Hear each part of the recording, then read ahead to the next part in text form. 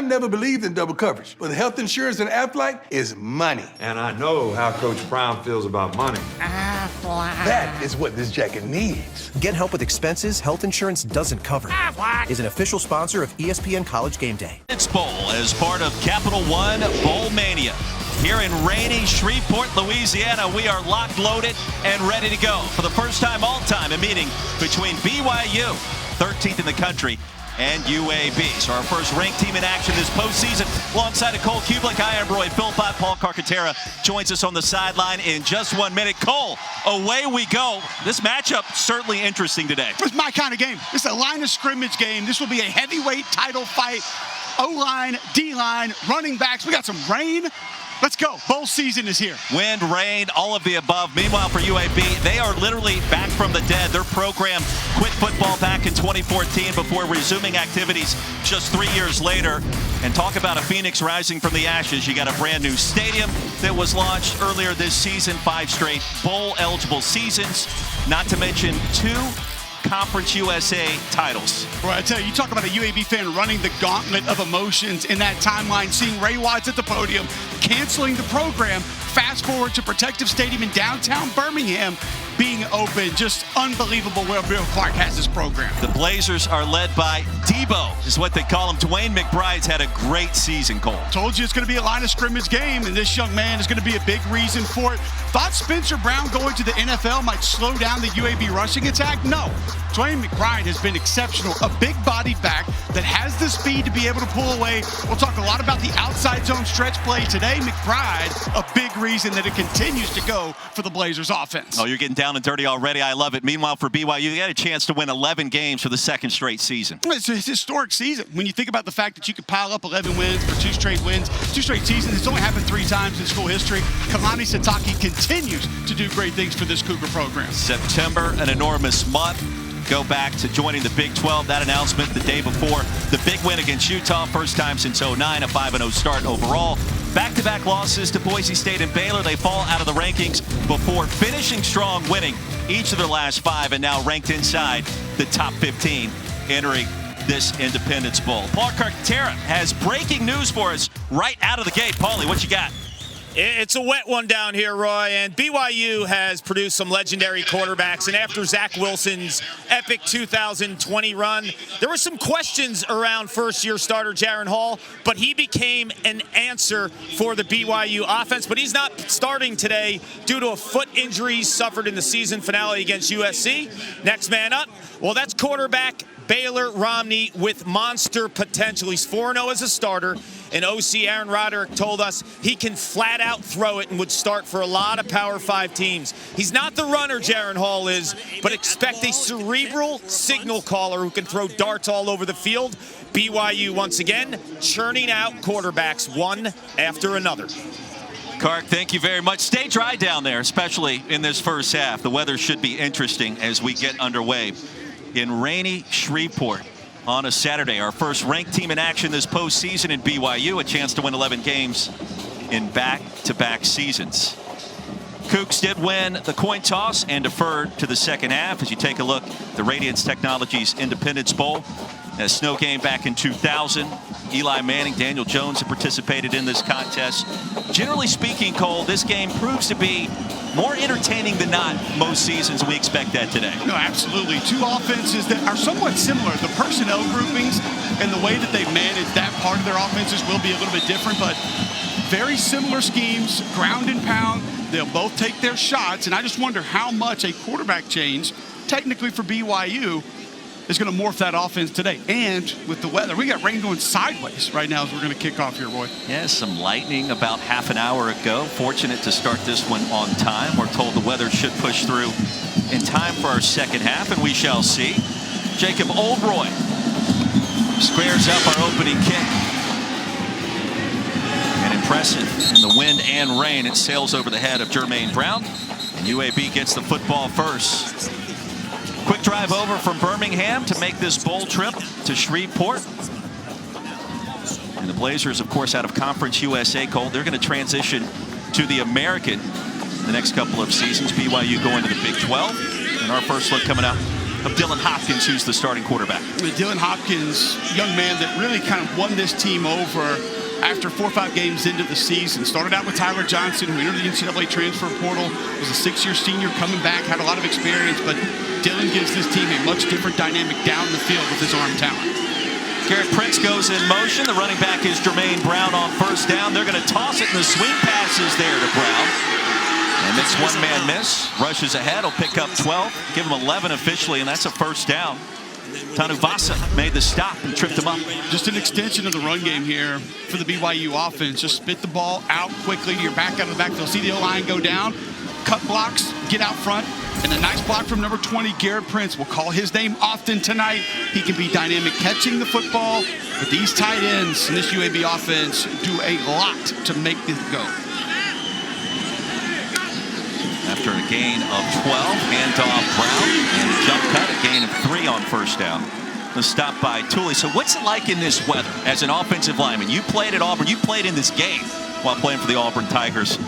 What's the rain and the wind do? I personally love it because I always felt like it slowed the D lineman down a little bit. I know where I'm going. I know what my tracks are. We're running outside zone to the right. We're running ISO, counter back to the left. I know my steps and where I'm going. The defensive lineman, more times than not, is going to have to react and retrace. That gives the O-line a bit of an advantage. McBride check it on the jet sweep around the left side, and a loss of 1. Nice play there by Tebe Tunivasa. Staying out in front of that play, taking on a block, fighting it off, and taking away the jet sweep. UAB will add some of that east and west. They'll give you the jet motions. They'll hand it every now and then. We'll see split zone. Talk a lot about that today, where you're going to run zone to one side. That tight end's going to come back across the opposite direction, trying to steal the eyes of those BYU defenders. And a nice job staying home early. 3rd down and 9 for the Blazers. Opening possession of the Radiance Technologies Independence Bowl. And the rain is coming down sideways. Clean pocket, Hopkins spots Pittman. And he'll be about 1.5 miles short of the line to gain a 2-yard pickup. Tanuvasa again with the stop. And BYU forces a punt for UAB. Hey, Roy, that 3rd and 8, not really where UAB wants to live. No team loves to live there, but they're going to make their hay running the football. And BYU plays off a little bit normally. They're not a defense that's going to come up and press you a lot, not going to be aggressive at the line of scrimmage. So you get 3rd and long, it actually fits into where they live on a down-in, down-out basis. Greenwell. It's a low wobbler. Like it went off the inside of his foot. Karam's out of bounds at the 27. A punt of just 34 yards, and BYU now with the football for the first time. First ever meeting between these two programs. Cougars making an extensive trip from Utah, more than 1,000 miles away. And we'll get our first look. Baylor Romney, who gets the start, 4-0 as a starter, as Clark told you about, in place of the injured Jaron Hall, who is available, but not getting the start after suffering a setback against SC in their regular season finale. Scouting report on Baylor Romney. Throws a beautiful deep ball, has some experience, 4-0 as a starter, as you mentioned. He's been in big games, can make every throw, but you do lose some mobility. Algier in the backfield. Romney wants to go deep on the first play and out of bounds, looking for Gunnar Romney. He's gaining health and strength just like that. It's 2nd and 10. Starling Thomas in coverage. Just like getting out the backyard again, right? Throwing the ball around with Big Brother out in the backyard. You want to get comfortable? Throw it to your bro. I like the call early. Go ahead and test this UAB defense. Let the safeties know you're not going to be able to creep down, play the run against us. We will test you down the seams. Cougars undefeated against Pac-12 foes this year. Impressive season for Kalani Sitake, year number 6. Algier gets his first touch. Tyler Algier plows his way for a short gain. The stop by Tyler Taylor. Give him a 1-yard pickup, and it's 3rd and long. Well, one man we're going to talk a lot about today, number 13, Mason Wake. Does a lot for this BYU offense. He's coming flat across the line of scrimmage. See him go low. Whoop. Takes out Antonio Moultrie right there. Not a big game, but that sets up a lot for later on in this BYU offense. Wake can then fake that. He can go out in the flat, throw the route. He can turn upfield. He can insert. A lot of different things now that you can build around that. And you've let an edge defender know coming at those knees. I just love your excitement about this weather and the line of scrimmage in this game. Jet sweep goes nowhere. Ripped down behind the 20-yard line by Antonio Moultrie. That's a loss of 7. Well, Antonio Moultrie lets you know, if you're coming at the knees, that's fine. I'm going at the ball carrier.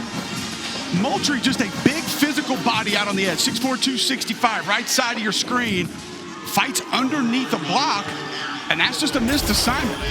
Either the left guard, Clark Barrington, has got to come with the left tackle and pick that up, or Blake Freeland has got to turn back in and wall that off. So Gunnar Romney sacked way back at the 21. Jermaine Brown back deep to receive this punt under duress, and Rico gets away with it. And Brown stops at the 40-yard line. So the UAB defense forces a 3-and-out. Blazers now get their second touch. What do you want to see? I would expect to see a little bit more north-south with the UAB run game. We saw the east and west stuff. Brian Vincent, we saw you be cute a little bit. I expect him now to come out and lean on this offensive line. Here's one thing that's going to be a problem for the UAB offense today, Roy. BYU switches their defense up on almost a game-to-game basis. You don't know what you're going to get. We've seen a 6-1 look. We've seen 3-down looks, even, odd. They'll mix it all up, playing a little bit of a 5-down front here against UAB early on, so trying to take that run away. McBride deep in the backfield, tripped up after a 2-yard gain. Our second possession for the Blazers, who had their aspirations perhaps shot down, winning Conference USA once again under head coach Bill Clark. Well, they had gotten used to winning that Western Division. He won it 3 consecutive seasons. That's the expectation going into the year. So sometimes when you fall short of those, it's difficult to stay focused, difficult to stay engaged. But Coach Clark's done a nice job keeping this team motivated.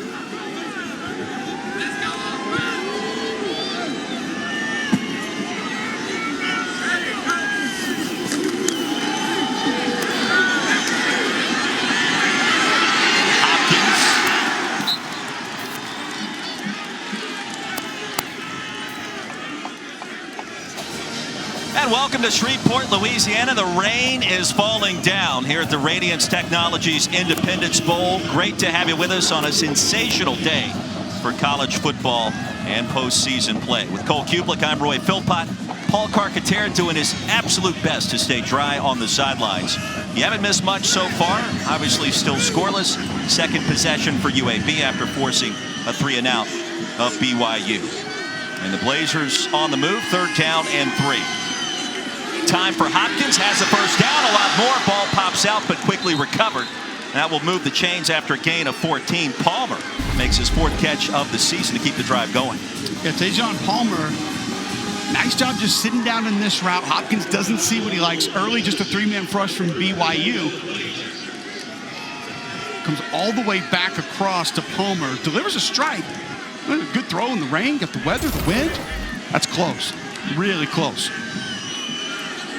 Dwayne McBride is the running back. He's been red hot second part of the season with a cut and a crease. And big yards again for 22. It's a gain of 11. That'll move the sticks once again, Cole. McBride impressive early, as we expected. Let me tell you why this is so impressive, Roy Philpott. When BYU is going to give you this front that we see right here, the blue and white jerseys lined up at the line of scrimmage, basically 6 defenders at the line of scrimmage, and you can get Dwayne McBride through that look, stretch play, lock the backside, insert the tight end to give you an extra blocker, and McBride still busting through for a big game. I just love your energy today. As a former offensive lineman, you get this weather, you get the line of scrimmage game we're seeing. And these two teams are going to ground and pound. That's a loss of 1 on first down. Just one thing about this BYU defensive line. You might get them once, you might get them 10 times, but they will continue to fight you. They are a disciplined group. They are a group that likes to be coached hard. They play hard. They play north and south. They're an attacking unit. They're going to come at you, which means in the stretch play, the zone scheme that we're going to talk about today, they will get lost at times. Now, 2nd long here again for Dylan Hopkins and UAB. Look at it. The wind now going directly left to right. The rain going along with it. So weather not really conducive for much of a passing attack. We've seen these two teams take to the air early. They'll do so again. Play action. Pass is caught and stopped at the 25 is Hayden Pittman, the veteran tight end, after a 4-yard pickup, the tackle by Mandel. Yeah, Pittman a little bit slow to get up, which would be a heavy blow to UAB because they're going to be a 12 personnel line. It's 1 running back, 2 tight ends. Pittman, one of those tight ends, and they don't go very deep at tight end. And Pittman's your sort of lunch pail guy. He's your dirty work guy for this UAB offense. You need him in pass pro, you need him in the run game to block, you need to get him out for a pass, screen game to line him up wide, throw it behind him. Very valuable to what Bill Clark's offense wants to accomplish today. And Pittman was a player on the roster when the program resumed football activities back in 2017. So he's really been through thick and thin with UAB coming back after a 2-year hiatus. 3rd down and 7. And a timeout called by the Blazers. UAB. Well, good start for Dylan Hopkins. 5 for his first 5. 4 different players have caught passes. Big play coming up when we come back. It's your Uncle Cooper. Your SUV is a multi-purpose tool, like these Cooper rugged Treks. And with dual sidewalls, it's like having a multi-tool that can look like a completely different multi-tool. Go with the Coopers.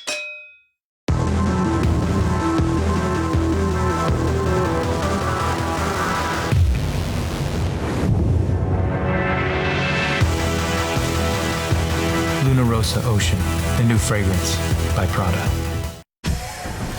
You're watching Capital One Bowl Mania.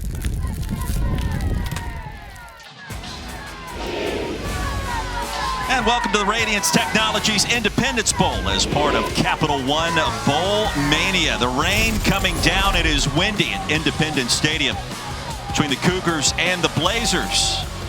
Cole Kublik, Roy Philpott, Paul Carcaterra on the sidelines. 3rd down coming up for UAB. And let the debate rage on. What would happen on 4th down, considering the Blazers driving into a fierce win from right here, a 42-yard field goal attempt if they can't convert. Hopkins, man, is there. It's open. And a 1st down achieved inside the 9. That's a 2nd grab for Palmer and a gain of 15, Cole. Once again, utilizing the tight end position to get the matchups and the looks that you want. You see tight end come flat across the line of scrimmage, go out into the flat. That's going to give you one-on-one coverage in the outside. And a nice throw by Dylan Hopkins, showing you that the rain doesn't bother him that much. Wind usually can be an issue. Rain not always going to slow a quarterback down as much. Well, welcome to bowl season. Palmer caught 3 passes all year. He's caught 2 in the first quarter today. Now on the flip, Garrett Prince to the edge. Garrett Prince! Touchdown Blazers! And UAB strikes first in Shreveport.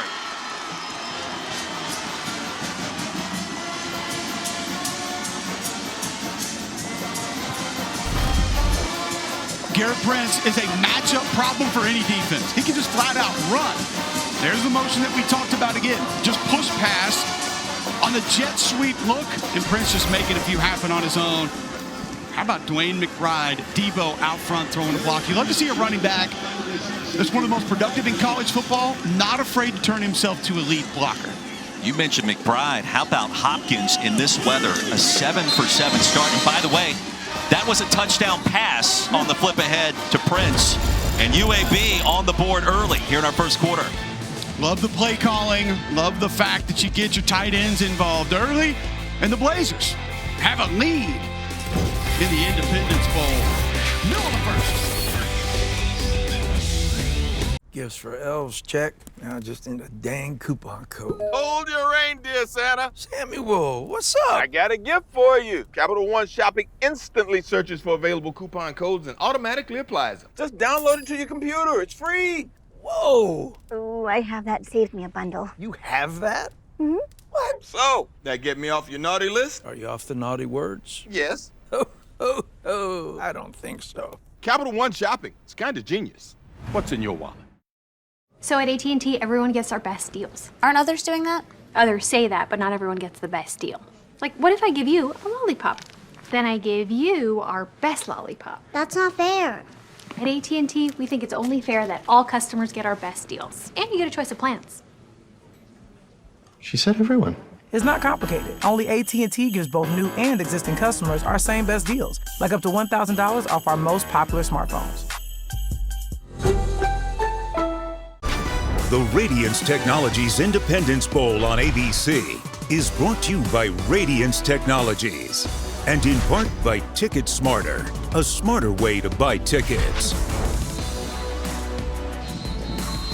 Now some of the all-time greats play at BYU and some fantastic quarterbacks that have gone on to tremendous things in the National Football League. How about just last weekend, Zach Wilson, Taysom Hill? First time in over 20 years we've seen 2 starting BYU quarterbacks in the NFL face off against one another. I say when I began to study for this game, I had taken a peek at BYU earlier this year, Roy. I didn't think that there would be the lack of drop-off after Zach Wilson departed than what BYU got with Jaren Hall the majority of the season. Now you don't have him starting in this game. That makes a big difference. You lose some mobility. You lose a little bit of experience. And Baylor Romney, it's his show here now in the Independence Bowl. Reese Burkhardt sends a low line driving kick. Inside the 14, Caleb Christensen plows his way ahead short of the 30s. We take a look at today's performance update prepared by TaxAct. And you look at these two programs. Yeah, BYU's played a lot of football going back to the 1920s, but recently, Cole, you go back to 2017, you want to talk about success on the field. Both these teams have been phenomenal. I don't think there's any doubt. You look at being able to knock off 4 Pac-12 teams this year, an ACC team. Now you can get a bowl win to add that. How about last year in BYU just saying, you know what, Coastal, you want us to come play at your place? Short notice, short week? Sure, we'll roll out there and play.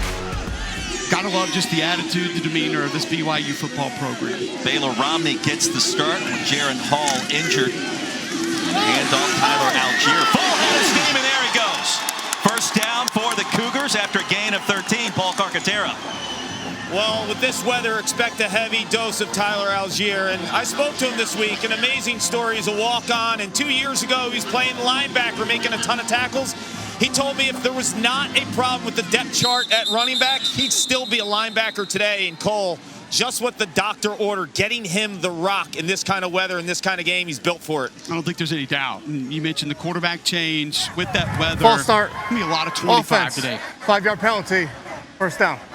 Luke Richmond leads our American Athletic Conference officiating crew this rainy Saturday and a 5-yard false start penalty. Back the Cougars up. Algier just screams football player in his toughness. We've seen that throughout the season.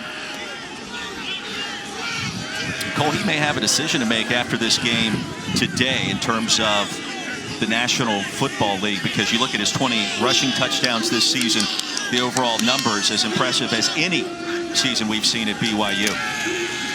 First and 15, they'll set up the crosser. There it is. Nakua has it. And Puka Nakua racing across the 45, bottled up there after a 9-yard gain. Nakua, a young man that once he got healthy, got going this year for BYU, he really helped change the dynamic of their passing game, what they were able to do. The cool thing that the Cougars will do offensively is right there, when the ball does not come to you, oftentimes in the route tree, there's an understanding that you turn into a blocker immediately. There are a lot of teams that struggle with that. And we just said everything about Tyler Algier and what he's done running the football. A nice job immediately turning into a blocker and helping Nakua pick up an extra 4 or 5 yards.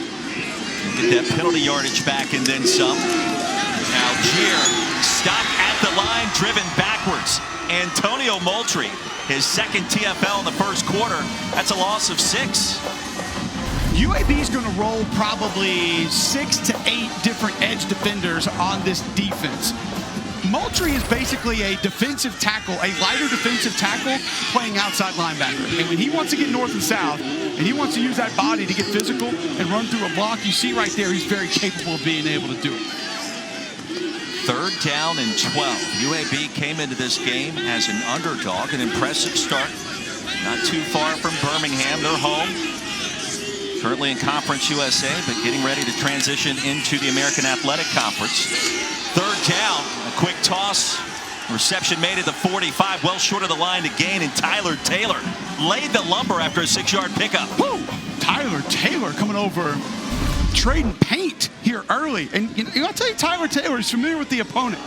Let's go back to 2017. The LSU opener, starting linebacker for the LSU Tigers, Tyler Taylor next to Devin White. Started in front of Patrick Queen, started in front of a couple other LSU linebackers that would move on to go to the NFL. He's played against this team before, transferred into UAB. A few years later, been a very productive linebacker for the Blazers. Big hit there on the quick out. All right, big man. So they're going to take another look at that sequence. Our replay official this afternoon, Alex Vaughn, as Taylor came in. A potential targeting call. And certainly tough to see in the rain early in this one. Obviously, defensive player. You're not going. I don't think you get helmet to helmet. You do get a launch, and it does go to the head or neck area. So, by rule, there are multiple indicators of targeting on this play for Tyler Taylor. I always feel like this is just kind of common sense here, Roy. I oftentimes feel like when we're talking about targeting, if guys would wrap up, you would solve a lot of these problems. Because when you wrap up, it doesn't appear as much of a launch as it does when you're trying to throw a shoulder like that. Now, do I think this is sort of the old school spear from Tyler Taylor that we see with a lot of different targetings? No, but when you get that shoulder After further and review, you launch the body. was targeting by number 7 of UAB. He's disqualified. It's a 15-yard penalty and a first down for BYU. You're going to have multiple indicators there. I mean, by definition, it's the right call by the officiating crew. Taylor playing his best football late in the season. It's a big loss for head coach Bill Clark, with him on the bench for the rest of this game. And the first thing that I think of there is not just how active he is. He's 252 pounds. And this is a BYU team that wants to run the football. They're going to play heavy. And now one of your heavier, more physical linebackers is going to be out for the rest of this game. So instead of 4th down, the Cougars set to punt it away. The targeting call gives BYU a first down. And new line for Baylor Romney making the start today. Cougars now have it in UAB territory at the 39. Algier, the running back, you got to think they want to get him lathered up right about now. Play action. Hey, Romney, incomplete. Looking for Gunner, his brother. It'll be 2nd down and 10. Are you surprised we're not seeing more Tyler Algier so far? Well, the defense is dictating a little bit of this. Obviously, UAB is going to play against the run. So if they're giving you your shot plays, they're giving you the one-on-ones, go ahead and take a few early just to show David Reeves, the UAB defensive coordinator, we will challenge you down the field. Better keep your safeties at bay. Don't try to play too much man coverage because we're going to try to take advantage of it. That's the second deep ball we've seen for 18 in Gunner Romney. Algier just 3 touches of the rock so far. Hill in motion, make it 4.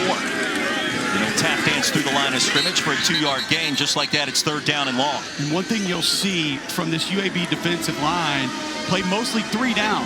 So they'll line up their defensive linemen in odd places, giving you an odd look. It makes it very difficult to run some of the gap scheme stuff that BYU is trying to go with here early.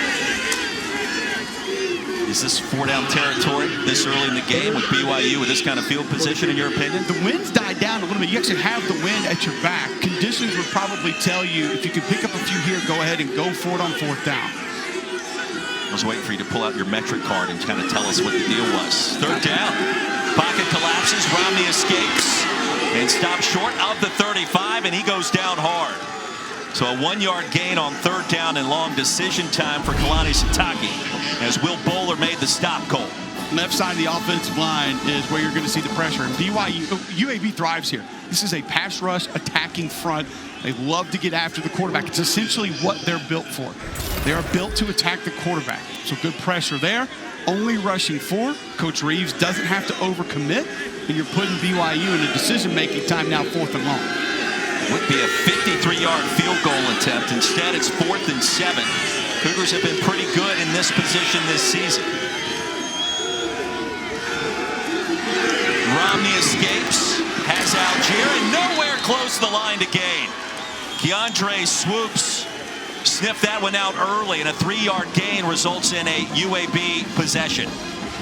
You keep Dallin Holker in at tight end to help offset a little bit of the pass rush, but he gets a one-on-one situation with an outside linebacker. That forces Baylor Romney to roll out, has to get rid of the football a little bit too quickly, can't pick up 1st down yardage.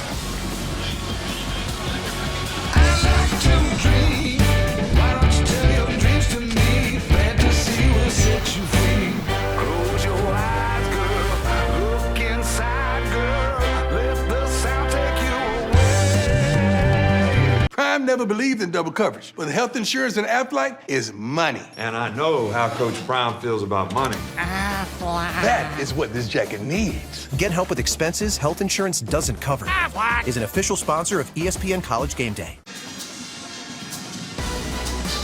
Well, coming up tonight, prime time here on ABC, 7:30 Eastern, 4:30 Pacific. Logan Bonner, wide receiver Devin Tompkins lead Utah State.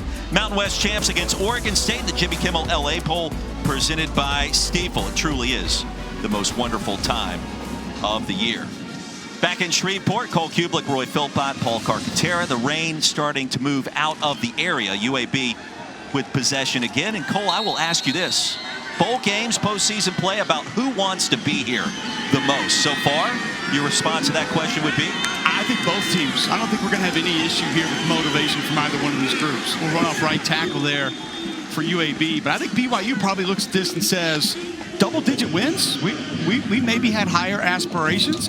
Felt like we should be playing a little bit later on the calendar. They have something to prove there. I think the maturity of the program allows you to maintain some of that intensity going into a game like this. And listen, Bill Clark's always going to be a guy that feels like he's having to fight his way out of the corner. That's just his nature. He's a winner, and he's someone that always going to walk around with a bit of a chip on his shoulder. They did not accomplish everything they wanted to this year, so that group also wants to finish strong. McBride with a crease, and there he goes. Debo off to the races. Dwayne McBride with a stiff arm. And UAB to the end zone once again in our first quarter. 64-yard touchdown.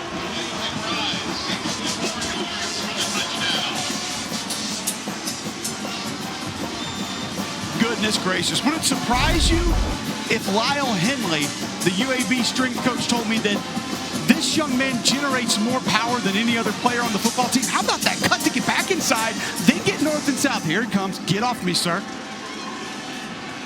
Malik Moore bit the dust off that stiff arm from number 22. Moore's on the floor. Did you watch Succession? 13th rushing touchdown of the season for McBride. 14-0 Blazers here in Independence Stadium. Now the Blazers program, of course, it's been well documented, but it's worth repeating today. They shut down football 7 years ago before resuming activities 3 years later. Unprecedented success since the return, an 8-5 record right out of the gate. You've got a brand new stadium in downtown Beeham, Protective Stadium. Cole, we're talking about 5 straight bowl-eligible seasons, 2 Conference USA championships. Bill Clark and company have gotten it done after literally rising from the ashes 4 years ago. It is truly remarkable what Bill Clark has done, and you talk about running the gauntlet of emotions through that timeline. If you're a UAB fan, you see Ray Watts at that podium canceling your program, telling you that you don't have a team anymore. Imagine being a player on that team, Roy, and you're listening to some administrator stand at a podium and tell you, yeah, you're not able to do this anymore. We don't have this. Bill Clark sticks around, finds some people to gather up some money, develops a little bit of a vision for what UAB football can be if they can get it back. They do. And I can tell you that stadium they have downtown Birmingham is absolutely gorgeous. Opened it up in the middle of this season, and that's going to go a long way. Now with a new football building, they have a covered practice facility. It's only a couple of years old, and now a brand new stadium in downtown Birmingham, Alabama. Second time in our first quarter, the ball has fallen off the tee for a kickoff, so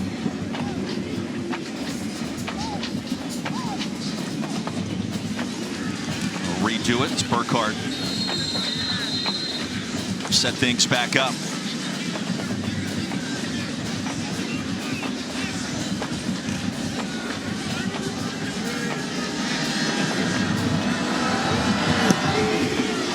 Warren and Brown back deep to receive. Brown tumbles across the 25. We check in again with Clark. Roy, players love Bill Clark, and he always knew he wanted to be a coach, just like his father Reagan, who was a high school coach. He grew up around the game.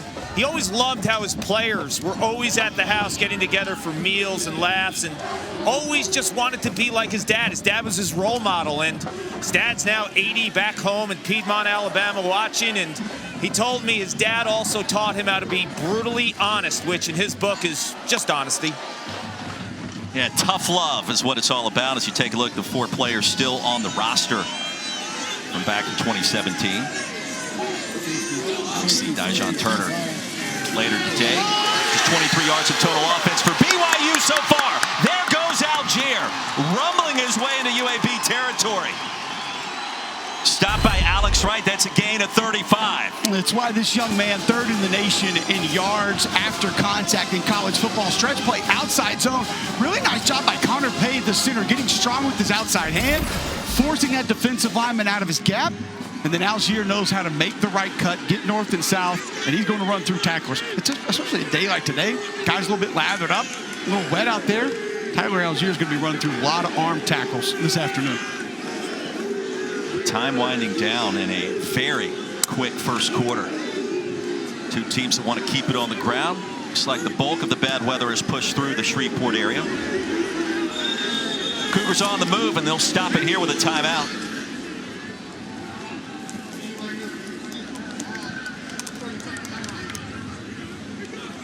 So 9 seconds remaining here in our first quarter. We'll keep it right here. Don't forget, coming up 9:15 Eastern, 6:15 Pacific. Cap off our bowl quadruple header over on ESPN with the 23rd ranked Ragin' Cajuns in action against the Marshall Thundering Herd and the R&L Carriers New Orleans Bowl. And of course, you can watch it on the ESPN app anywhere you may be. Ragin' Cajuns, they've won 12 in a row. I mean, Billy Napier did a great job. He's gone to Florida. That program's not going anywhere. They really stacked the cupboard. It's the first time that that program has won 12 games in a single season. Longest winning streak in program history. First outright Sun Belt championship.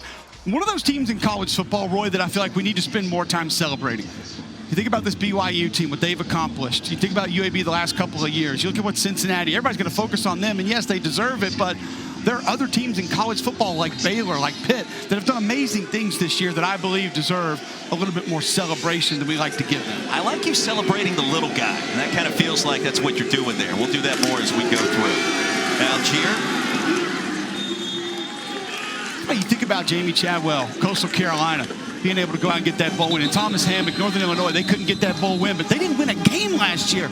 No wins last season. They come back, win the MAC, and get to 9 wins this season. Just remarkable. 15 minutes in the books. We'll be back after these messages and a word from our ABC stations. Why don't you tell your dreams to me? Fantasy will set you free.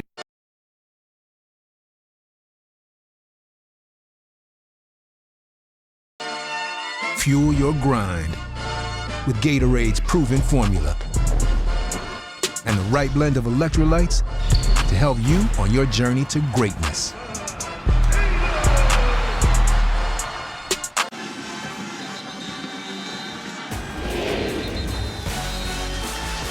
This is the Radiance Technologies Independence Bowl as part of Capital One Bowl Mania here in Shreveport, Louisiana. 14-0, 15 minutes in. Cougars on the move. UAB out in front. Cole Kublik, Roy Philpott, and a rain-soaked Paul Carcaterra on the sidelines. Here at Independence Stadium, start of our second quarter, and second down coming up for the Cougars, who won their 10 regular season games, transitioning to the Big 12. Let's see if Tyler Algier gets a couple of more touches on this possession. Flag on the field, and he will. First down for BYU. Algier will push the pile inside the 15. Drag down there. We'll check the infraction. Damon Miller, the tackle after an 18-yard gain. Offside. Defense. Number 44. That penalty's decline. Result of the play is the first down. Value of the stretch play, Roy, is that it can hit everywhere. This play designed to go outside the right tackle on the right side of your screen. Look where this thing hits. It hit back behind 71 Blake Freeland, the left tackle. So a play designed to go outside of your right tackle hits behind your left tackle.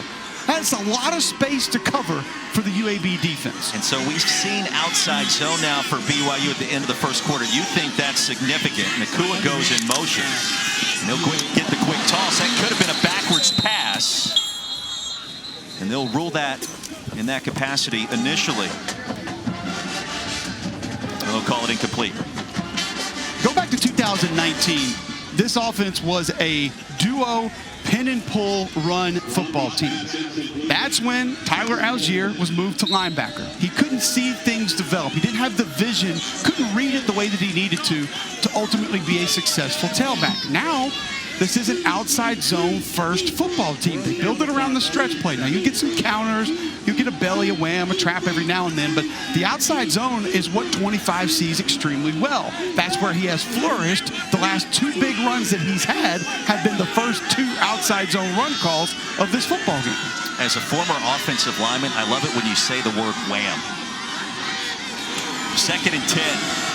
Algier with a lane. Algier bullies his way inside the 5, stopped just short of first down yardage. It'll be 3rd down and short after an 8-yard gain in the tackle by Wilder. I love the strain of this BYU offensive line. They don't stop. They don't quit. Here's your outside zone play again. Just climb to the second level. Look at that double team by left guard, left tackle. Blake, Freeland, Clark, Barrington. 3rd down and 2. Algier again. Algier towards the goal line. And ruled just short, but that's enough for a first down. BYU has it 1st and goal from inside the 1. So now you can stretch it and you can lock it backside with your tight end, 13 Mason Wake. And Wake with the block. Back to live action. Penalty markers fly. Illegal substitution. Defense. 12 players on the field. Half the distance to the goal. First down. Tyree Turner had the penetration there for the Blazers. Obviously, penalty going to negate that. This is just bear crawl time now. Get a 4-point stance. Just get a little bit of a drive, get a little push off the ball. Let Tyler Algier just ram this thing in. He's got 20 rushing touchdowns this season. Already 71 yards on the ground on this drive. Why not?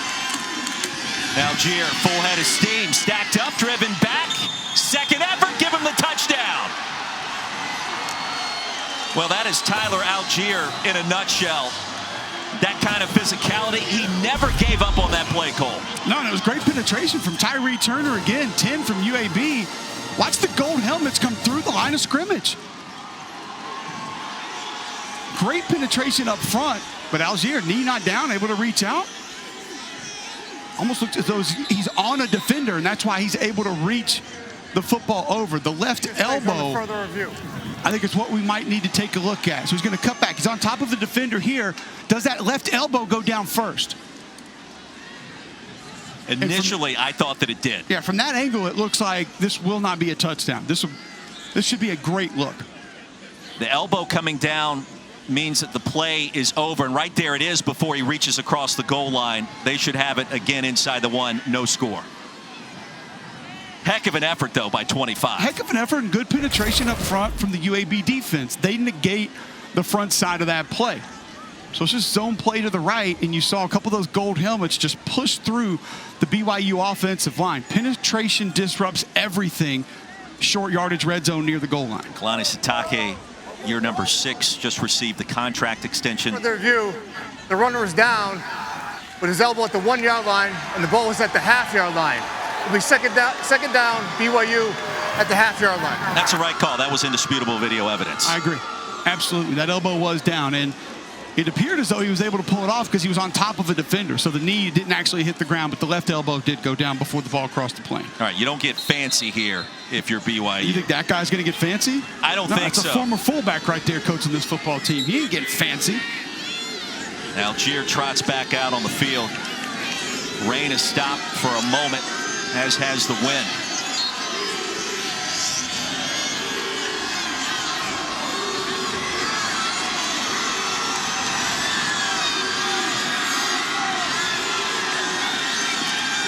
Algier again, off the right side and in for the touchdown.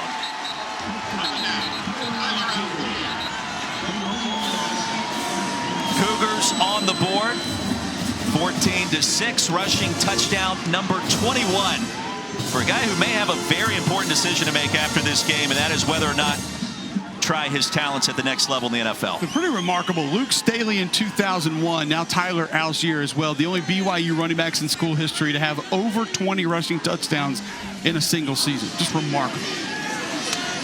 27 rushing touchdowns now for the Cougars. And our new score, 12:48 remaining, 14-7. We got a good one in Shreveport on a Saturday afternoon. Prime never believed in double coverage, but health insurance and Aflac is money. And I know how Coach Prime feels about money. That is what this jacket needs. Get help with expenses health insurance doesn't cover. Aflac is an official sponsor of ESPN College Game Day.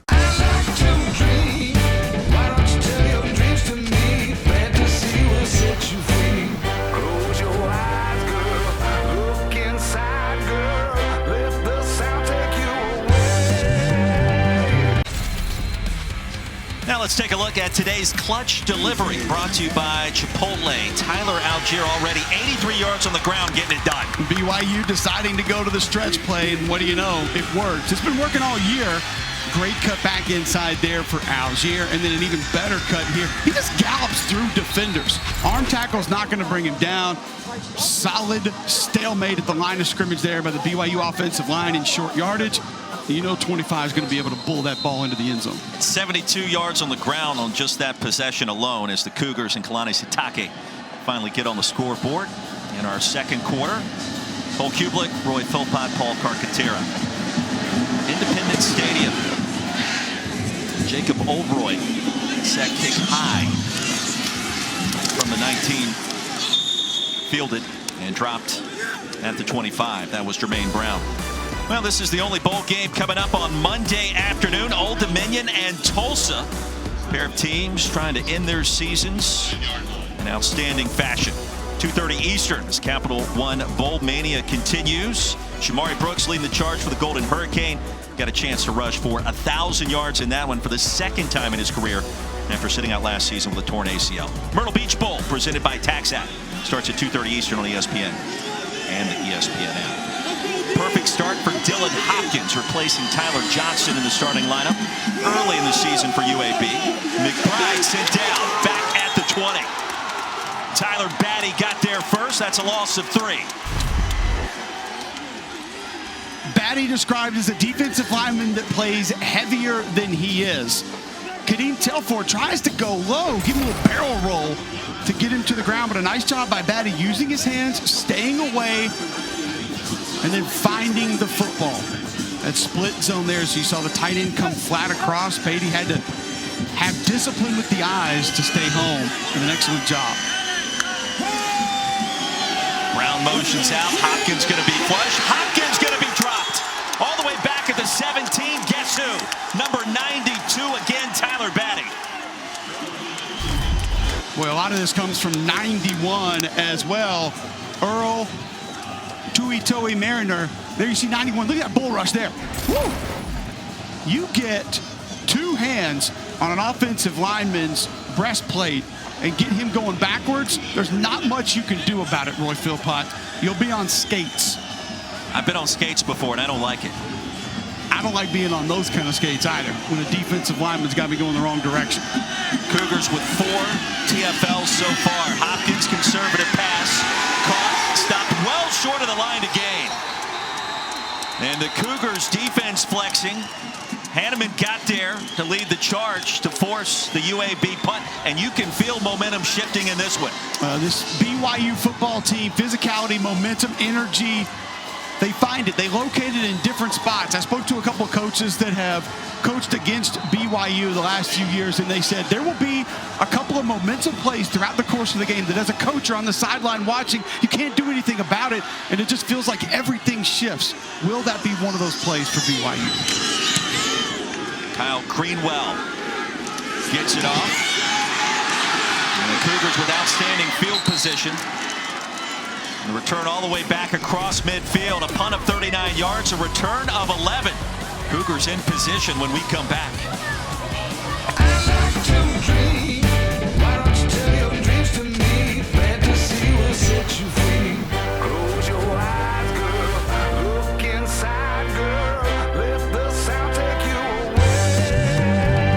Prime never believed in double coverage, but health insurance and Aflac is money. And I know how Coach Prime feels about money. That is what this jacket needs. Get help with expenses health insurance doesn't cover. Is an official sponsor of ESPN College Game Day.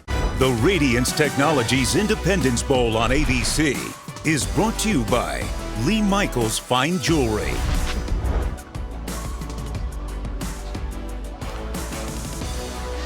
Now some of the fantastic players don the Blazers uniform. Jordan Howard finished his career at Indiana, but what a great career he had in Birmingham. Joe Webb, Roddy White, our head coach Bill Clark. Joe Webb here today. Saw him walk in with AD Mark Ingram earlier. And Roddy White go back to 2010, all the receptions he had. Playing the NFL for all those seasons. Romney wants to unload it deep. Has his man, and it's caught at the 15. A big play for BYU's passing attack. And the Cougars in position. Gunnar Romney, the grab from his brother Baylor. How about it? Well, you get the play action going after the run game starts. I think there may have been a little bit of a bust either by Romney or by Algier. Nonetheless, you find yourself in a single safety look. Take the deep post, complete it. Gain of 37 yards. Algier off the right side for a short pickup. Cougars suddenly with all kinds of mojo on their side, approaching 10 to go in our first half after trailing by 2 scores early. You go back to Aaron Roderick taking a couple of those shots, the BYU offensive coordinator early in the game. Maybe just wanted to get an idea of the looks that he was going to have in coverage. And, you know, you and I wondered this week, who wants to be here? We kind of posed that question briefly in the first quarter. Cougars thought they had a great chance to be in a New Year's Six. That did not happen. And so far, bouncing back nicely after a slow start.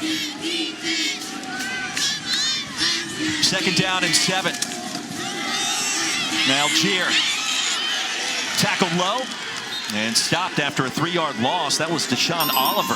Broke through the line of scrimmage in a hurry. He'll get more reps today with Tyler Taylor being out. But this is an excellent read. It's a split zone. So you got outside zone, but your tight end coming back across behind the line of scrimmage the opposite direction. Very easy to be visually deceived. But Deshaun Oliver, an excellent job shooting the gap there, being able to make that play. So 3rd down and 10. And look out for the Nakua brothers, who've been electric in the red zone at times this season. Rain starting to fall again and drifting sideways.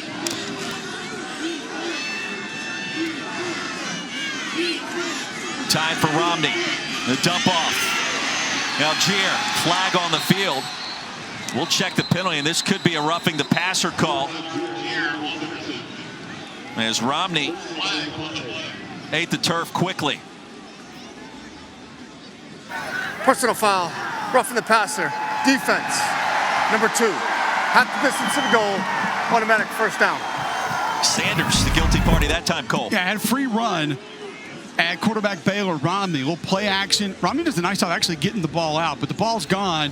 And then Sanders just a little extra shove. So you think about this. That's the 2nd time we've seen a drive extended by a penalty. Absolutely. The targeting penalty led to that early touchdown for BYU. I mean, it's a little bit of a push. I understand you're trying to protect the quarterback. You don't want him to do it, but just not much of that looked malicious to me.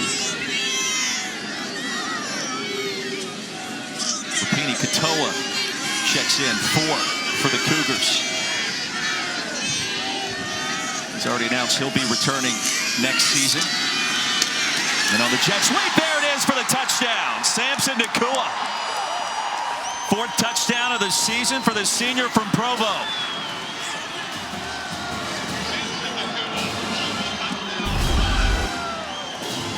The value that Nakua offers near the goal line, but watch number 4.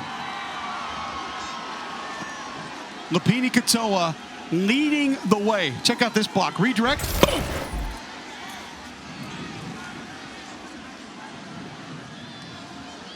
Outstanding job by the BYU offense. An extra point away from tying this one up.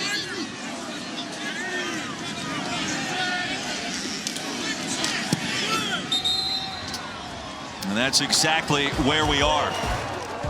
Approaching the halfway point of the 2nd quarter. Tied at 14 here in Shreveport. Man, a good game brewing.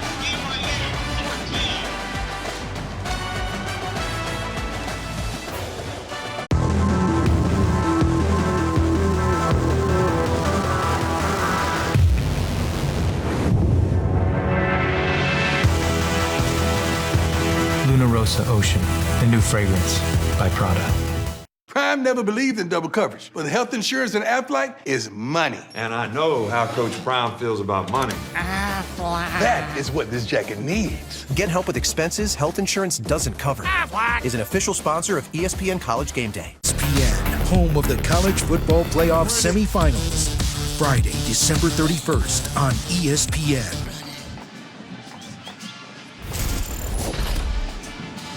Touchdowns in 5 minutes for BYU, and just like that, we are tied once again back at the Radiance Technologies Independence Bowl. Linus Taki fired up on the sideline. The new contract extension, he's on board through 2027. Cole Kublik, Roy Philpott, Paul Carcaterra. And he told us this week, hey, I'm a fan. I grew up a fan. I remember watching the national championship when I was just 9 years old, and now I'm lucky enough to lead the program. And what a great run it has been. Moved to the Big 12. Chance to win 11 games in back-to-back seasons. Collision on the high kick and recovered by the Blazers at the 22. Fans, make sure you join us virtually for the College Football Playoff All-Access Experience featuring exclusive content, games, and daily prize drops. Register today at ESPN.com/CFP All-Access. Playoff is coming. You got Michigan in for the first time. You got a team out of the group of 5 in Cincinnati participating for the first time. Let the drama ensue on New Year's Eve, Cole. Absolutely. Excited. I think that Georgia-Michigan game could be similar to this one we have here today. Just a ground and pound line of scrimmage, old school slobber knocker. Good start for Dylan Hopkins. You see how BYU has bounced back. And McBride stopped after a short gain. Tuioti Mariner with the tackles. We check in again with Paul Carcaterra. You guys were mentioning Kalani Sitake in the extension, and I spoke to Ben Bywater this week, the freshman linebacker. He said, Kalani is the people's champ. He's real. There's nothing superficial about the guy. He can motivate us, and he knows how to deal with each player differently. Treats guys differently based on who they are as individuals, and Bywater's got a bright future. Only a freshman, but this guy can tackle too, Cole. He's a big-time rugby player, played his whole life throughout high school. Watch him wrap it up. Play action on second down. It'll be 3rd and long coming up for the Blazers. I'm a little surprised that Ben Bywater just given Rocky Maivia's People's Champ title there to Kalani Sitake. I'm not sure how Dwayne Johnson would feel about that. Hayden Pittman the grab, Matthew Criddle the stop. 3rd down, big play coming up for UAB that's lost all positive momentum from that first quarter, Cole. Absolutely, and we haven't seen them go back to ground and pound, which seemed to be working a little bit earlier. Dwayne McBride not a big factor on this drive. Blazers need 7. Hopkins off his back foot, sails a pass, it's caught across the 40. Well, a strike delivered to Pittman, the tight end. And a gain of 14 on 3rd and 7. Pretty good protection up front. Still some push over on the left side of that offensive line. And just drops a dime into TJ Jones. Kind of back foot there for Dylan Hopkins. Excellent job. Ryan Davis made the grab. And he's going to need a little assistance putting the shoulder pad back in the jersey. Hopkins a 10 for 10 start through the air. Not a lot of deep balls so far, but certainly efficient. Brown with a crease into plus territory. Jermaine Brown, a big gain of 15. BYU defense seems to be jumping the gun a little bit. So how do you hit them back with duo? Zone going to run a little bit back to the left, and then you'll just get north and south quickly. Focus a little more emphasis on the double teams. I'm going to tell you, Jermaine Brown's a guy, when you watch the film of UAB, he's got an extra gear. Somebody who absolutely can help UAB be a little bit different at times. Very explosive. Played as a quarterback in his high school career. McBride checks back in now, backfield. There's 6 to go in our first half. McBride dial up his number once again, barrels his way to the 40 for a pickup of 5. And UAB back on the ground now, finding success once again. Yeah, finding a couple of different ways to get some different players involved for UAB. This big 97 checking into the game. Wilson Beaverstock. Bride, 9 carries, 81 yards. And that touchdown coming from 64 out. There he is. Some added beef up front. McBride to the opposite side. And driven backwards after a gain of 1. Mahe greeted him right across the line of scrimmage. 3rd down. The penetration up front from this BYU defense has been problematic. Multiple players. Mahe there just showing you 6'1", 310, by the way. That's about the most miserable type of nose guard that you can play against. Low center of gravity, very heavy, very wide, tough to deal with. 3rd down and 4 for the Blazers. 3 of 5 on 3rd down so far. Brown motions out across the middle. There's the slant. Shropshire makes the catch. That'll move the chains. Boy, Dylan Hopkins can fit a football in a tight window, and he's not afraid to do it. Here's your route. Nice job. You see 31 coming over trying to take that ball away, trying to steal one to the outside. Max Tooley jumped it. Dylan Hopkins knew he had the one-on-one back inside. Goes right to it. Shropshire leading receiver for the Blazers. That's his first catch. The Radiance Technologies Independence Bowl. You see Hopkins' numbers so far. And Jermaine Brown back on the field at running back. Well, UAB talked with us this week about possessing the football UAB. and eating up the clock in this game. They're doing it on this drive. Timeout called by the Blazers, under 4 to go in our first half. And UAB on the move again.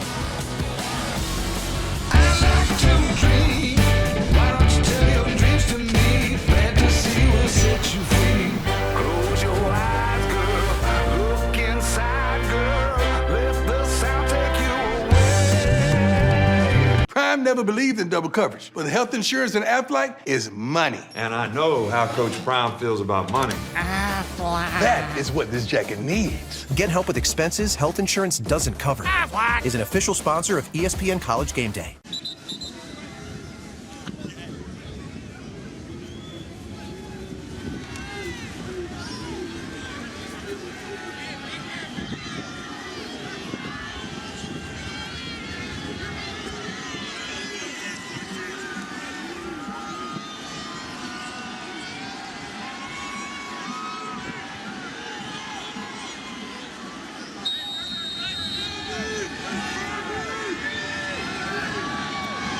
Michael Booker, thank you very much. Here in Shreveport, 1st and 10 for UAB. McBride, a spinning run as he crosses the 25. Another big gainer. 9 yards on the play. Max Tooley the stop. And real quick, big win for SC State and head coach Buddy Pugh as we take one more look. The guys mentioned that in studio. McBride has been going off so far today, Cole. Stretch play again, and a nice job there by Colby Ragland, 53 at right tackle, just sort of redirecting. Actually had some help from one of the BYU defensive linemen. Grabbed his jersey, pulled him back, so Ragland just said, okay, I'll turn back and cut you off. That'll allow my running back to get north and south and find 6 or 7 yards. Tied at 14. Hopkins, wide open, end zone. Touchdown, Blazers! Beautifully constructed play. Garrett Prince reaches the end zone for the second time in this first half in Shreveport. 12 for 12. Dylan Hopkins. They love the wheel routes. Left side of your screen, tight end, go play action and just let him release late. Safety too long coming over to help, and that is an excellent execution. Play action to the wheel. That was a laser beam thrown by Dylan Hopkins. Nice toss. 21-14, Blazers back in front here at the Radiance Technologies Independence Bowl. And that last play, beautifully called, well executed, as you indicated. Tight end, top of your screen. And then what you'll get here is Garrett Prince. This is a guy that got down to about 220 in the offseason. Thought they were going to have to move him to wide receiver. Has gotten most of that weight back, and there you see just a little bit of a delay. Show him play action on the run, then just gets upfield. Outside linebacker bites on the run fake. Safety can't adjust and come over in time, but you mentioned it. Heck of a throw there from Dylan Hopkins. And this is why he was sort of waiting in the wings to replace Tyler Johnston. Johnson always had a little bit of an issue pushing the football down the field. Not a big, strong-arm young man, but he had the experience, the wherewithal. He had started multiple seasons for Bill Clark. But this young man, Dylan Hopkins, just gives you a different dynamic pushing the football down the field. You just saw it. Well, he's 4th in the country in yards per attempt coming into this game at almost 10 per. Pushing the football there on that play.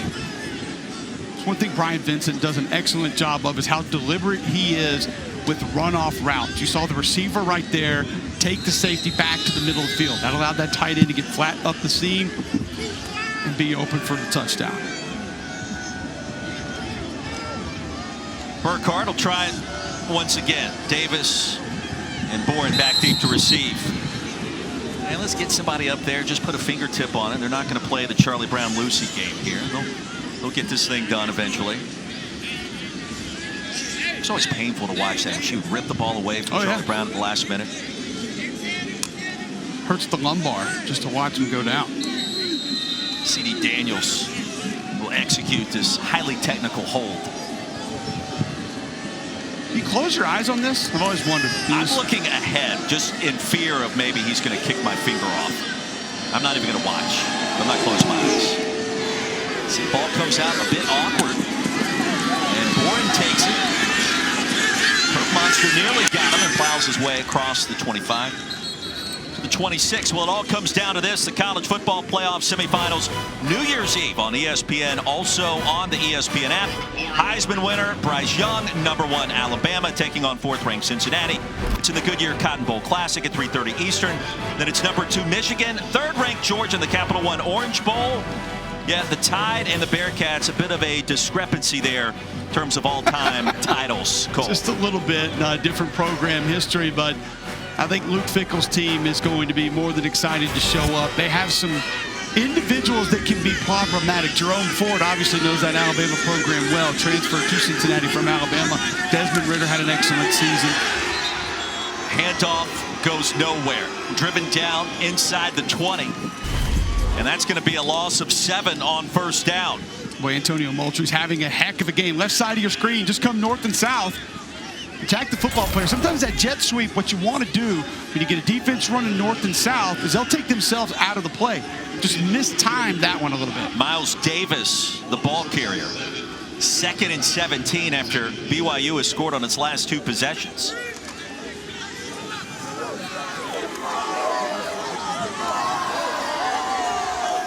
Cougar fans making the trip down to Shreveport on 2nd down. They'll set up a screen. Mason Wake rumbles his way just short of the 30. We'll get 10 of those yards back. Be 3rd down and respectable, and a chance now for the Cougars. Yeah, just his 2nd reception of the season, and a nice job from Aaron Roderick, offensive coordinator, of sort of hiding Mason Wake here. He had been helping in pass protection majority of this game. He delayed a little bit, let him leak out. And then next thing you know, you got your offensive lineman out front, dump a screen across, and put yourself in a 3rd and manageable. Antonio Moultrie, the injured Blazer, near the 30. And he's been active in this first half. Blazers already without Tyler Taylor, who was disqualified for targeting.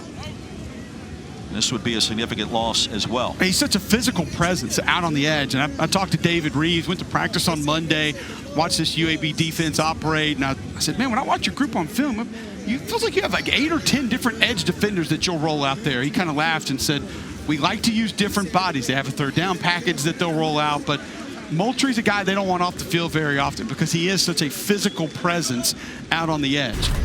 You're talking about setting the edge against the run, bull rush in a pass situation. He can do a lot of different things with his athleticism at 265. Coming back across from the left side of your screen, there's 44 coming in. He just goes down, may have taken a knee just below the belt as he rolled over the ball carrier. He's got 5 stops so far, 3rd down and 8 for BYU. And a big play here at the end of our first half in Shreveport. Puka Nacua lines up in the slot. And Romney looking his direction. Caught by Gunnar Romney. His 2nd big grab, and the drive continues for the Cougars. Stopped at the 45. It's a gain of 17. You go trips left, so you're going to bring a lot of defenders to that side of the field. So what do you do with your quarterback? You sprint him out. Let him get outside of the pocket. Have a little extra room to operate. That's just a nice throw on the run. Just a tad behind the receiver, but an excellent catch from his brother. Romney in motion on 1st down, so the 7-yard loss on 1st down moments ago doesn't come back to bite the Cougars, and Romney shoved out near the 48 by Troy Young. It is an interesting family affair. These two lived in Mexico for a while. Their dad working there, moved to Chandler, Arizona for Gunnar to be able to play high school football. Obviously the quality a lot better, much different. He wins back-to-back state championships there at Chandler High School. Then they go over to Texas, so Baylor can play high school football in El Paso. A lot of family football ties, a lot of moving around for the Romneys. Their uncle Matt Allen was a BYU wide receiver as well. Gunnar's got a chance play in the NFL. He hasn't been healthy. Now that he is, you see the difference that he makes. Algier with a full head of steam into plus territory. And an 8-yard gain will make it 3rd down and short. The tackle by Bowler. You mentioned Gunnar Romney. High-level ability from 18 on this offense, but now just going back to that ground and pound. Algier approaching 100 yards on the ground. And a penalty marker will stop this play dead in its tracks. And they're going to back BYU up 5 on 3rd and short. Prior to the snap, false start. Offense, number 71. 5-yard penalty, 3rd down. Blake Freeland, guilty party, and Kalani Sitake. Blake's been really solid for this offensive line this year. Started all 12 games at left tackle. He and Clark Barrington over on that left side, they've locked it down all season. Those two, the only two that have started every game at their individual positions for this BYU offensive line. Just got a bit of a head start there, which is no surprise because those two run off the football. There are not a lot of offensive linemen that you watch around college football that you would describe as running off the football on a regular basis. The effort that those two bring on a regular basis is beyond impressive. We'll need that effort here on 3rd down. Cougars with 2 timeouts remaining. Blazers with 2 as well here at the end of the first half. First ever meeting between these two. And they'll put 8 seconds And the game clock will start on my signal. back on the clock. Yes, one thing that we saw in that last play call, Roy, I know it didn't count, but it was Baylor Romney keeping the football. That's one thing that BYU's really going to miss with Jaron Hall not in the lineup at quarterback. There is a big step down in mobility. Jaron Hall, an excellent runner, so your playbook does shrink a little bit with some of the called Q runs. Hall with a foot injury. Possibly see the field at some point. Did not get the start. Not 100%. Late pitch to Algier. Plants, cuts, and stopped at the 45. It'll be 4th down. And a little bit over a yard to go. Alex Wright, the tackle. Decision time for Kalani Sitake. What do you do? If it's me here, I'm going to run this clock down and go for it on 4th down. I feel confident. Your offense has been moving the football the entire game. BYU. Cougars will talk things over. It's a 30-second Bill Clark timeout. will as well with his 8-win team this year. Program that's won a couple of Conference USA championships. I want to try to stay aggressive here if I'm BYU. Try and steal some momentum, get it into the half with you on your side. And by the way, you got number 25 on your team. But you need 1 yard. You got Tyler Algier. I feel pretty confident we can draw something up to be able to find a way to grind that out. I would think so. But that speed option that you just saw, that's a play that Jaron Hall has run extremely well this season for BYU. And Baylor Romney just a little bit slower down the line of scrimmage, being able to draw that defense up before he pitched it. So an important sequence now as BYU will receive the second half kick. And a chance to try to tie things up before the break. Under a minute to go. 4th down, they're going to go for it. And you see Jaron Hall on the sidelines. What a season he's had replacing Zach Wilson, the number 2 overall pick in the draft. And here we go on 4th down. Algier straight ahead, A-gap, pushing the pile, and he should have more than enough for the 1st down. Well, Cole, that's what 225 pounds will do for you. He's going to get that more times than not. A little bit surprised they go to a gap scheme run, but nonetheless, he's going to bounce off tackles. I mentioned it earlier, 3rd in the nation. Watch your right guard here. 52, Joe Tukwuafu pulls around and just find bodies. After picking up the 1st down, Romney's going to be sacked back at the 45. Fish McWilliams got there. And big number 99 going to try to put a stop to this BYU possession. And the Cougars got to call their final timeout. Well, the pocket broke down quickly that time, Cole. Absolutely. The big fish, 6 foot 315. When you see that as an interior offensive lineman, it's just miserable looking at it. 6 foot tall, 315 pounds. Did you see that at Auburn when you were playing back in the day? All the time, yeah. And it was a bad day at the office more times than not. It was never fun when you had a guy that had that low center of gravity with that much girth. I just get, you don't like short people. That's what I'm hearing right now. I don't like short people that weigh over 310 that I have to try to block. Because you can't reach them because you just can't get around them. You're not going to move them because all they got to do is just anchor the cleats in the ground. They're not going anywhere.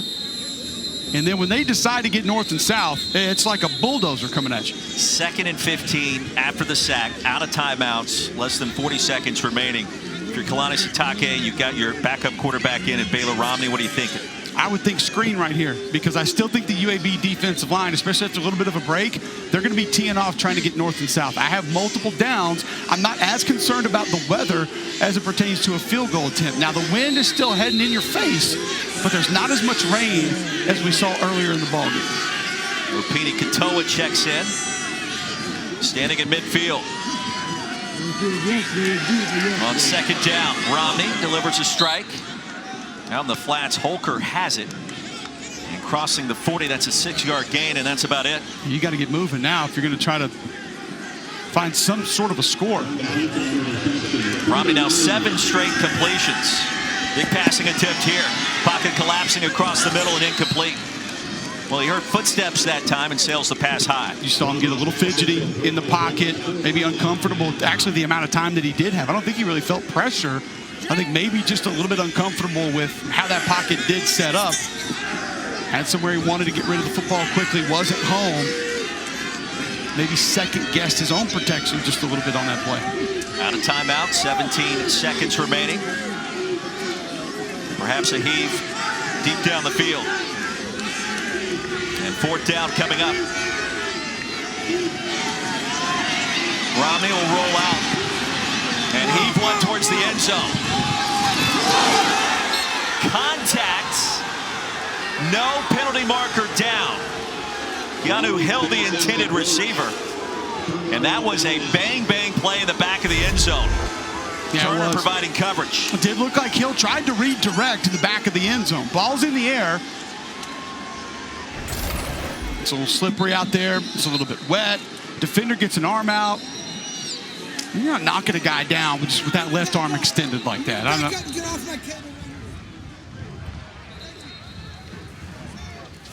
Almost surprised that Romney didn't just put that ball down and run. I feel like he had a lot of green in front of him once he rolled out. Yeah, could have picked up the 1st down. Time was winding down. UAB in victory formation. 30 minutes in the books now in Shreveport. And a good one here at Independence Stadium. Our halftime score, UAB 21, BYU 14. First ranked team to play in postseason, and the Cougars have work to do in our 2nd half. Coming up after the break, it's halftime report with Michael Eaves and Booger McFarland.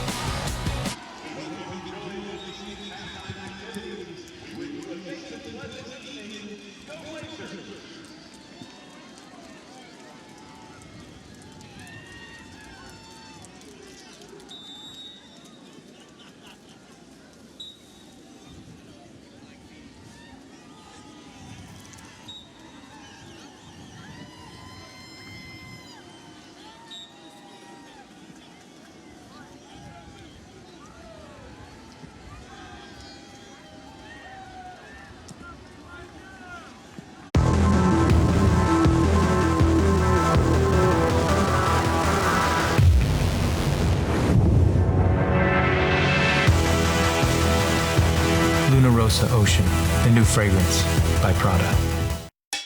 It's your Uncle Cooper. Truck owners who run Cooper AT3s are some of the most dutiful people I know. Even if that duty is to haul a load of this stuff. It's not glamorous, but it's their duty nonetheless. So if you and your truck are constantly tackling the regular duties of the day, go with a tire that can handle them all.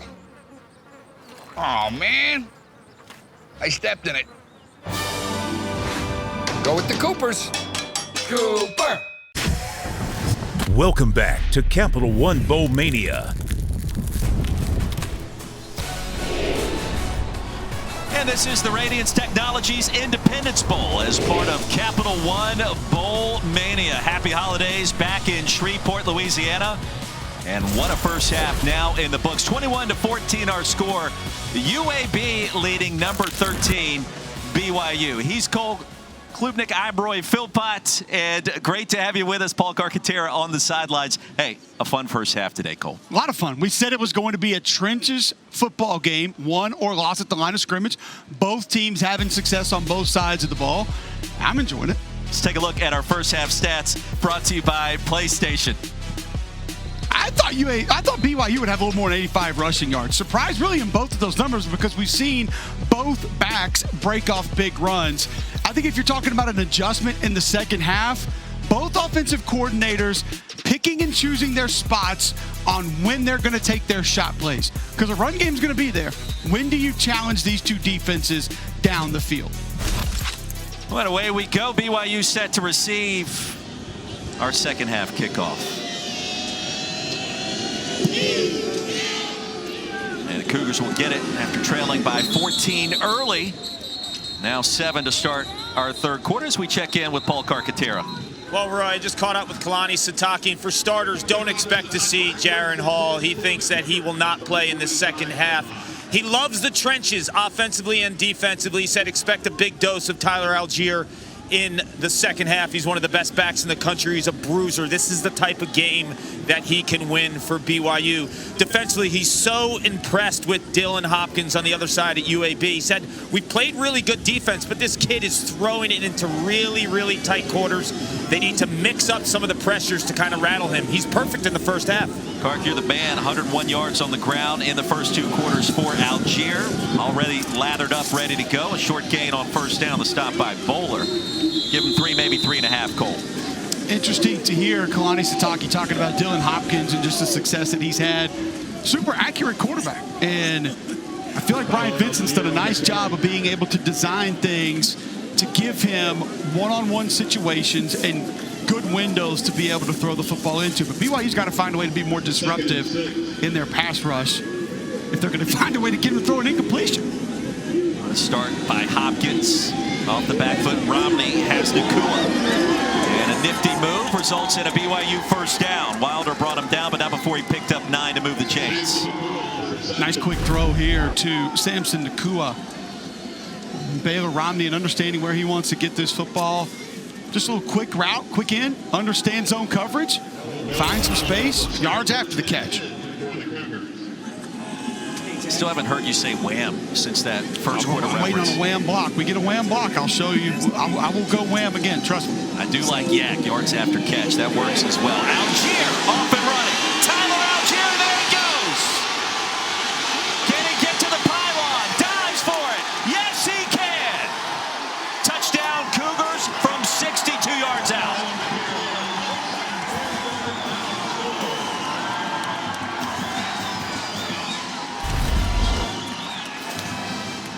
The patience is Le'Veon Bellish. Wants 25, just sort of stop, wait, let those blocks develop, and then get north and south. Just an unbelievable job of awareness and vision and feel from Tyler Algier.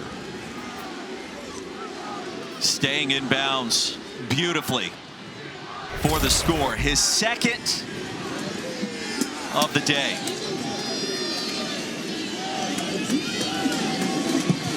And a point after is good for the Cougars. And for the second time, we are tied today. Tyler Algier getting it done. 22 rushing touchdowns on the season for number 25. He may have a decision to make after this game. Does he take his talent to the next level? Come back to Provo for another year.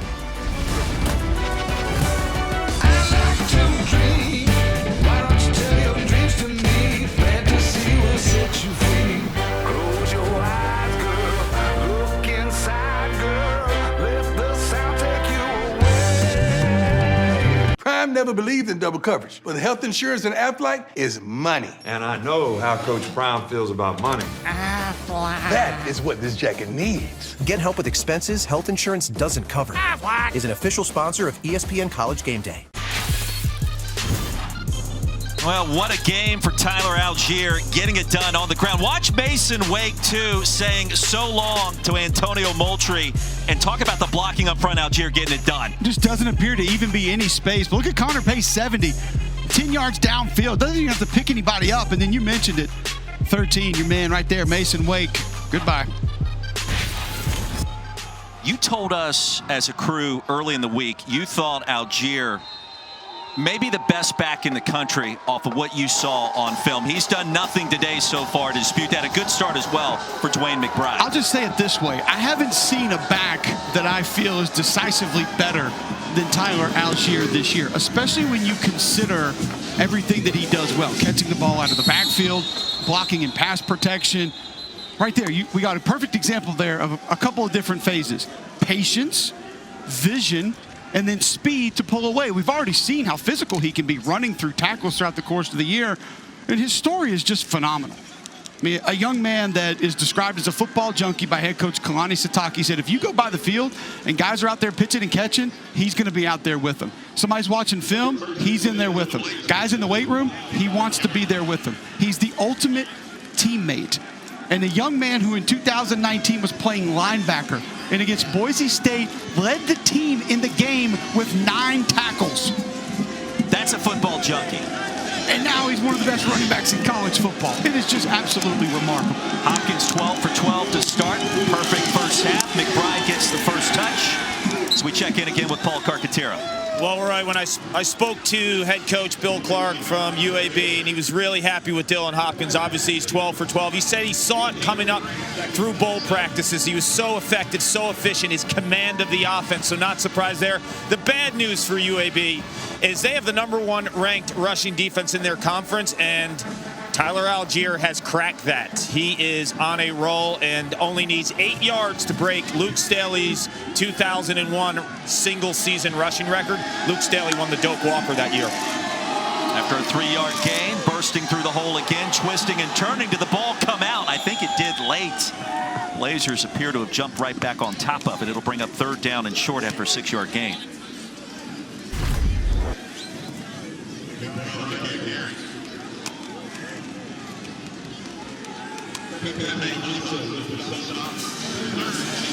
So duo the play there, just trying to get a little bit of a quick hit, get north and south, and that ball does pop out. And McBride had fumble issues early in the season, and Bill Clark told us this week, he's been really hard on himself after those miscues, but cleaned that up in the second half of the year. Big Jacoby Jones, 97 in there as the extra offensive lineman.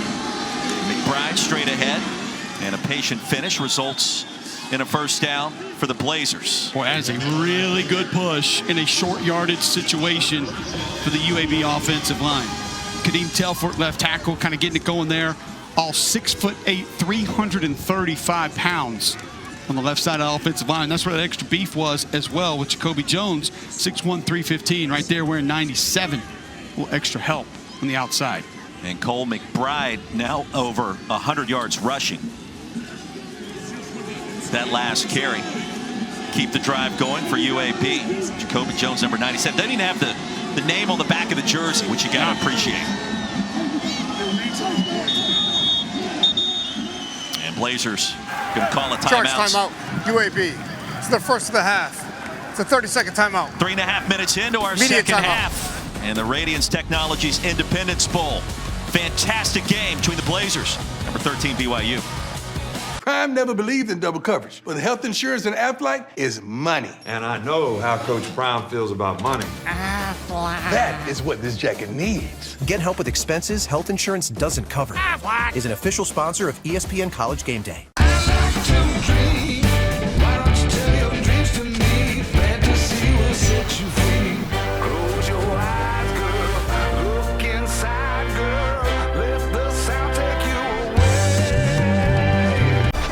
The Radiance Technologies Independence Bowl on ABC is brought to you by Ticket Smarter, a smarter way to buy tickets. Well, they called it the Snow Bowl back in the day, New Year's Eve 2000, and future SEC rivals squaring off. Mississippi State defeated Texas A&M 43-41 the final. Some rain and wind in the area today in Shreveport.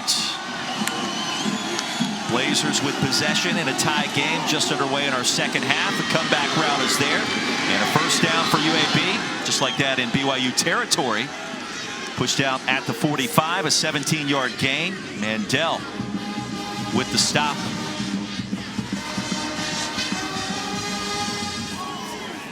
I'll tell you, slow to get up. Over there was Palmer, who's been active in this game with just 3 catches on the season before today. That's his third one already in this game.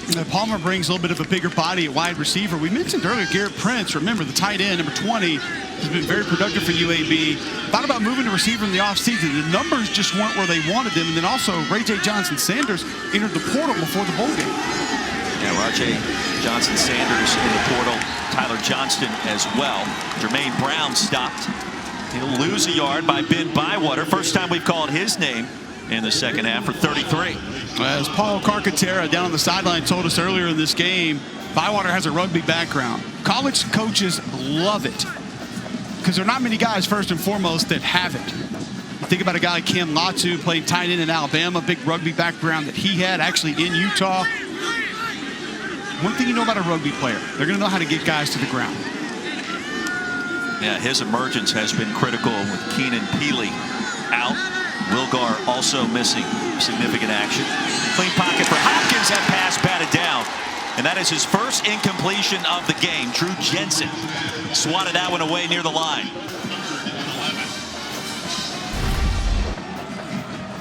Hopkins had been perfect up until this throw, but you give the UAB offensive line some credit as well. His protection has been on point.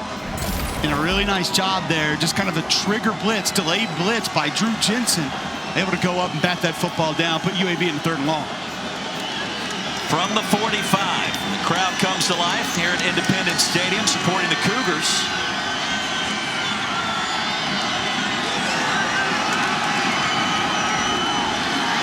Hopkins with time, surveys, fires, and a strike delivered for the Blazers. First down and 10 inside the 15. Ryan Davis corrals it, give him 33 on the play.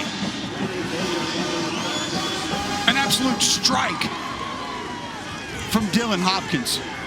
BYU decides to rush 3, drops back in zone coverage. Zone beaters called from offensive coordinator Brian Vincent, and you don't like to see that. Ryan Davis has not had a big year, but he's had a big day today with a couple of massive catches for UAB, and the numbers are just low at that wide receiver spot. You mentioned it earlier, Rajay Johnson-Sanders going to the portal. Davis under the spotlight today, the chance to put up bigger numbers. And McBride tripped up, back to the line, that's it. He may have lost a yard, in fact. When Brian Vincent told us that Davis, Shropshire, Palmer may all move around and play different wide receiver positions for them in this game just because the numbers weren't exactly where they needed them to be. 2nd down and 11. I mean, at this point, it feels like it doesn't matter. Just put a guy, tell him what route to run, and Dylan Hopkins is going to hit him in the numbers. He's been impressive. 9th play of the drive coming up. Time again for Hopkins. Ran right into the pressure, and it was waiting. It's going to be a 2-yard loss. It'll make it 3rd down and long. So UAB likes to run sort of these trailing wheel routes. They'll use the tight end and the running back. Watch the top of your screen. Tight end, wheel up top, running back just behind it. Tight end pulls the coverage. Hopkins doesn't see the running back out in the flat, wide open. It's a route they've had a lot of success with, both to the back and tight end all season. Tackle for loss by Tyler Batty. 3rd and 13 for the Blazers. UAB 6 of 8 on 3rd down today. Pressure's picked up. Hopkins, and down he goes. Back at the 22-yard line. Tyler Batty again.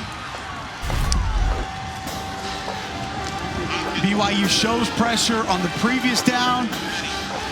Defensive coordinator Tuiaki decides to bring that pressure this time. 2 defensive linemen shoot to the left side of that offensive line. Linebacker wraps around to the right. You didn't have anything underneath, Roy, with that extra pressure coming and a deep zone coverage. Something across the middle of the field I feel like would have been there for UAB, but did not have it called on that play. Matt Quinn's field goal attempt is good. The wind at his back from 38 yards out. And the Blazers back in front halfway through our 3rd quarter. And Bill Clark likes the start of the 2nd half. Prime never believed in double coverage, but health insurance in Aflac is money. And I know how Coach Prime feels about money. That is what this jacket needs. Get help with expenses health insurance doesn't cover. Is an official sponsor of ESPN College Game Day. Fuel your grind with Gatorade's proven formula and the right blend of electrolytes to help you on your journey to greatness. Monday Night Football matchup, an NFC North rivalry game between Dalvin Cook and the Vikings, Justin Fields and the Bears, live from Soldier Field, 8 Eastern, 5 Pacific on ESPN and ABC, ESPN Deportes, and ESPN Plus.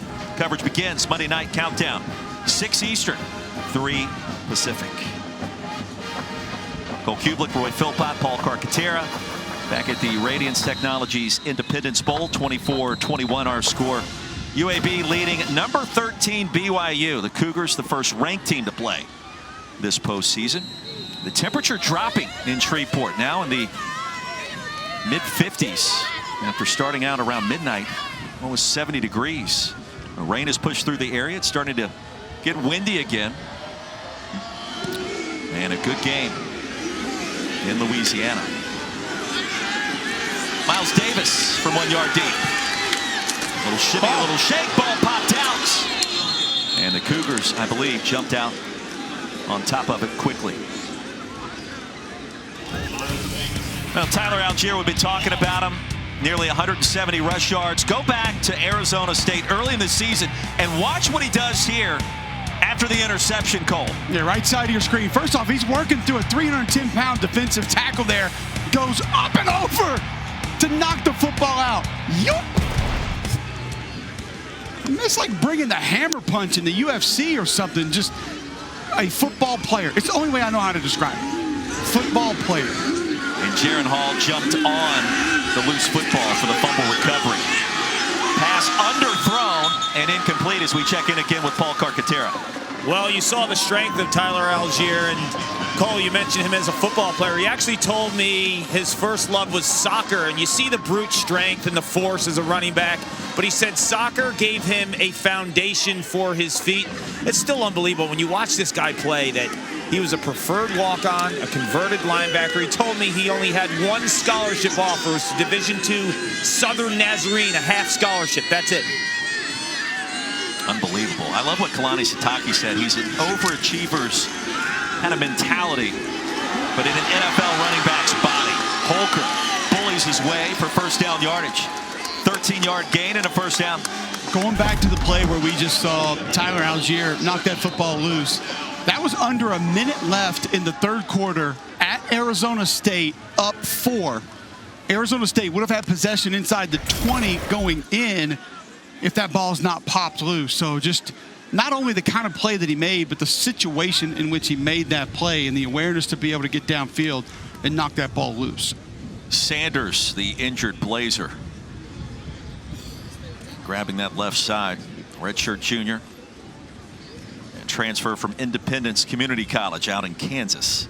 Sanders just one of those mini edge defenders that we've seen tonight for UAB. Moultrie, Fairbanks, Wright, Sanders, Kyle Tatum, defensive line coach, done a nice job with that group this year. Been with Bill Clark for a long time.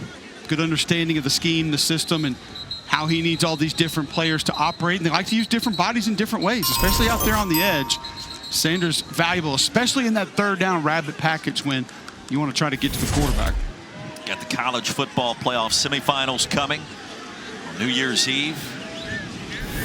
Really just getting bowl season underway. And this has been a hard-hitting, fantastic football game in Shreveport. 3-point lead for the Blazers out of Conference USA. UAB transitioning to the American Athletic Conference in the near future. BYU, of course, the Big 12. Here comes a reverse. And the Cougars digging into their bag of tricks. Puka Nacua into plus territory, tumbles out of bounds. All the way down to the 39-yard line, a gain of 20. Daniels made sure it wasn't more than that. Well, BYU offensive coordinator Aaron Roderick has had success with this play in multiple games this season. When they catch the flow of that defense going, he usually has an understanding of when to get that reverse in. We've seen a couple of reverse passes, and we've seen a couple of reverses actually hit for explosive plays in this BYU offense. Nice block by Baylor Romney as well. The quarterback getting after it down the field. Romney to the air, heaves one deep. Pass is incomplete and right through the mitts of Puka Nacua.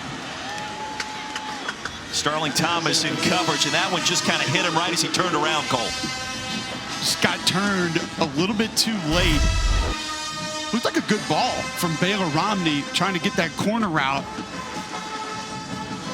Just set up, get rid of it. And then you see kind of a late turn. Oh, right through the hands. Could have been a big play, should have been a big play. Romney knows it. Nakua's going to make that play more times than not.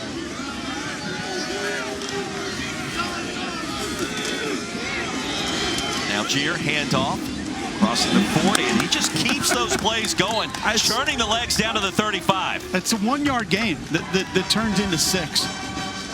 When you watch the play develop, you sit there and I'm thinking to myself, okay, it's a pretty good stop up front. D-line does their job. He'll roll ahead for a yard or two, and the legs just keep grinding. The pad level stays low. There's no quit in that young man. Came into this game over 1,400 yards on the ground. 800 plus of those 1,400 coming after contact. One of the best figures in the country. Now Algier with a lane. And on 3rd and 4, will be stopped right near the marker by Tyree Turner, and it'll be 4th down and short. Similar situation where Kalani Sitake was earlier in the game. Decided to go for it. I mean, it's really not a question of what you're going to do here, right? Everybody knows what's coming. Should. Got a big block from that young man right there on the last play, 52. Joe Tuklafu.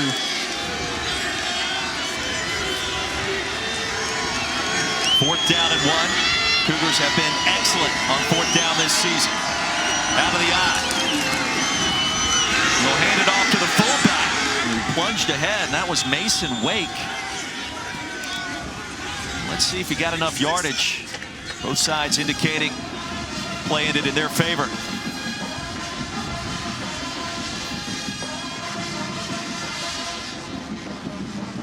I don't know.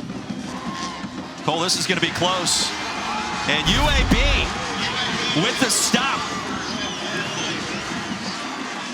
Wake trying to say that his knee did not go down, and he finished that play off. But look at the penetration from that UAB defensive line again. Tough to see where 13 even is. You can see the late effort, and clearly he's right at the line, but at that point you don't know if he's down or not. The call in the field's so important because it has to be indisputable video evidence in a replay review to overturn it. I don't know that there's enough there to do that. I don't think you're going to get it. I just don't think you're going to have it.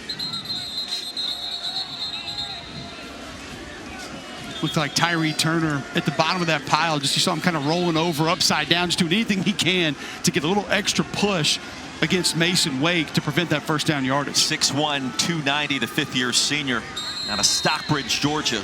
Trash can full of sand is what I've been corrected as to describe that height and weight as via Twitter during this game. What a stop for the Blazers, now with the lead and possession. Great start by Dylan Hopkins, and you wonder if momentum has turned back in favor of UAB after that stop. McBride twisting and turning. And a 2-yard gain, maybe 3 on 1st down, the tackle by Max Tooley. Boy, an excellent job. Outside zone stretch play again by Dwayne McBride, running through that initial contact. Happened in the backfield. You saw backside defensive end comes flat through, catches McBride about a yard deep in the backfield, but he's able to run through it, then spin through another tackle and avoid a negative play. And think about what Bill Clark told us this week, and Brian Vincent, the offensive play caller for the Blazers. We're going to run 8 different variations of the outside zone in this game. It may result in 2 and 3 yards a pop early. We think it'll result in 8, 9, or more yards per pop late. McBride has had a great start, already over 100 yards, and plunging ahead towards the 39 here. So I'll show you the difference in one. So you can run the stretch play just outside zone, but now watch your tight end right side of your screen. See him come flat across, split zone, is going to be how that play is described. So it's the same play. Stretch play outside zone to UAB's left, but that tight end comes across to the right, trying to steal the eyes of those linebackers. So now you take one play, add that tight end mix into it, coming across the line of scrimmage, 2 different variations. Same play, but can have totally different effect. 6 of 9 on 3rd down so far. Hopkins pressure, dumps it off. Pass caught, and that is right at the line to gain for the tight end, Garrett Prince. Let's see where they spot him. I think that's enough for the 1st down, and it is. How did he get that pass away?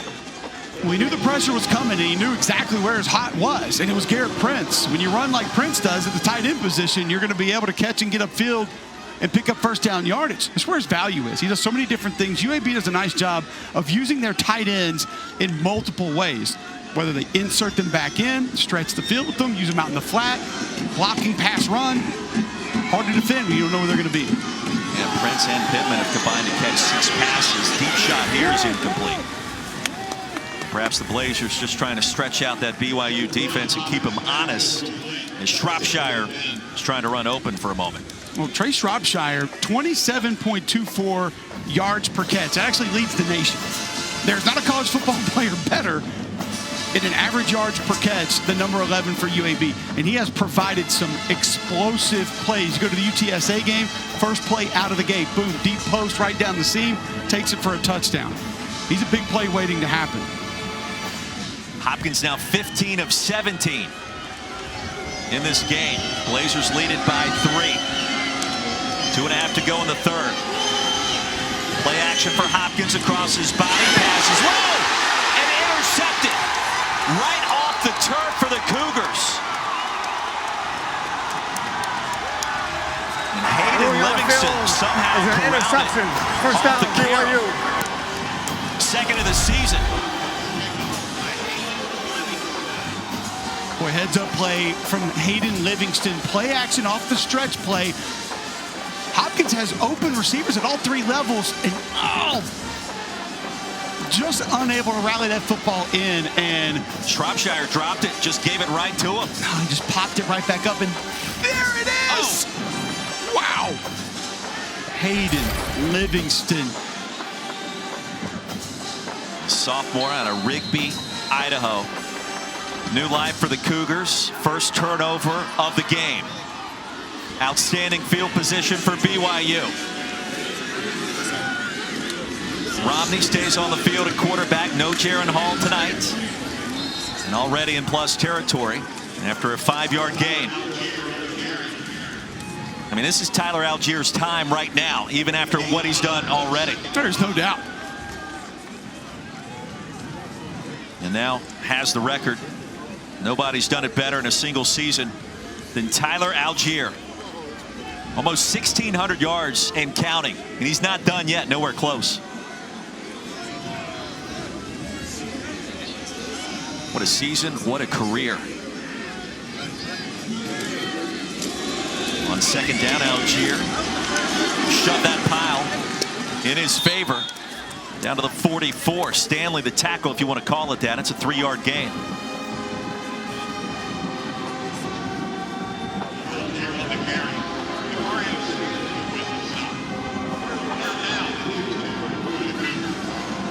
Well, 3rd down and 2. You're probably not giving it to Mason Wake again, right? You're going to give it a 25? We knew Mason Wake was going to get more opportunities in this game. This one, it's like Kalani Sitake told us when he was a football at BYU. I can get you 1. I might can get you 2. If it's more than 2, let him run behind me, and I'll clear the way for him. That was a great quote. BYU's head coach, Algier. Physical nature. And a 1st down. Stanley again, the tackle. Cole, it doesn't matter if he's seeing contact 2 yards behind the line. He's going to make something happen. And it's an excellent play by 95 Macario Stanley in the middle of the defense. Look at the push. And that's a 275-pound defensive tackle that's all over him. Romney straight ahead, fires his strike. Nakua has it. Close to another 1st down. Turner in coverage. We'll check the spot and how that play concluded. And Kalani Sitake, you go back late 1990s, 2000, and the BYU fullback wearing number 34, he said, yeah, I'm not going to wear 13 as a fullback, but Mason Wake's a heck of a lot better than I ever was. Romney going to fire it deep. Back in the end zone, and nearly a one-handed grab by Puka Nacua. On 2nd and short. Daniels and Turner in coverage. Yeah, Satake's only touchdown in his BYU career, a receiving score back in the day. 127 touches in his BYU career, 1 touchdown. If that doesn't define a guy who was willing to do the dirty work for your team, I'm not sure what else will. 3rd down and 1. Could be the final play of our 3rd quarter. 15 minutes to go, and what a 4th quarter this potentially could be tonight. Romney straight ahead. Needed less than a yard. He'll get that and then some. Stopped at the 30. We got 15 minutes to go. The Radiance Technologies Independence Bowl. And a heck of a lot of fun in store in Shreveport. That is the end. 24-21. UAB in front of 13th ranked BYU. Be right back after these messages and a word from our ABC stations.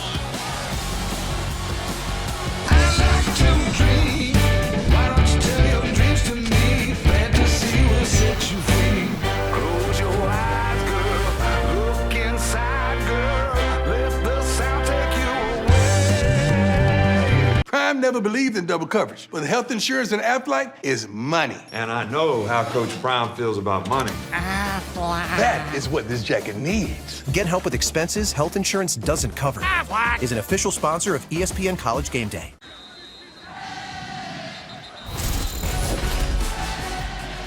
About 24-21 our score, 15 minutes to go at the Radiance Technologies Independence Bowl. UAB leading number 13 BYU, the Cougars, the highest ranked team to ever appear in this bowl game. Cole Kublik, Roy Philpott, Paul Carcaterra. Cougars on the move in search of their first lead of the night. The running game has been the story so far between these two teams. Tyler Algier and Dwayne McBride getting it done on the ground. You can't go wrong with either one of those young men. Romney, the shovel pass, and it's wide open. There go the Cougars. Mason Wake towards the end zone and stopped just short of the goal line. It'll be 1st and goal from inside the 1, and Wake nearly reached pay dirt. What a pitch from Baylor Romney. They 6 out on the shovel pass, back underneath. I don't think I've ever seen it. I don't think I've seen the design. Algier straight ahead. Did he get there? Yes, he did. And the Cougars have the lead for the first time. 3rd touchdown of the night for Tyler Algier.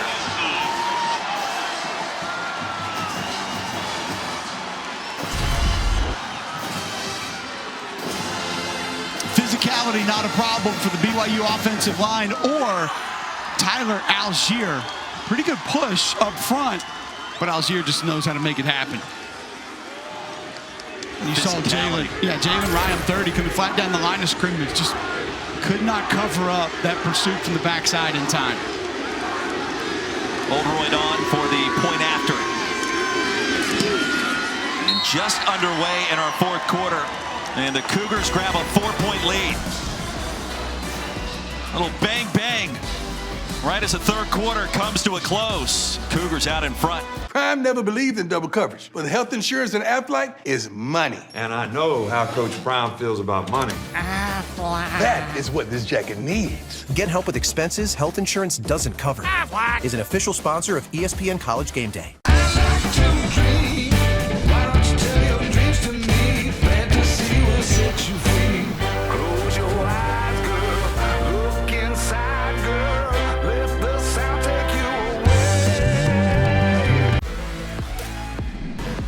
Well, little Mason Wake is good. More is better. Watch the design of this play, Cole. He's a tight end up top, and the 6 out from the quarterback, spinning back into it after initially going away from it is what makes it unique. Shovel pass after Wake sort of stalk blocks and then comes back flat to the middle of the field.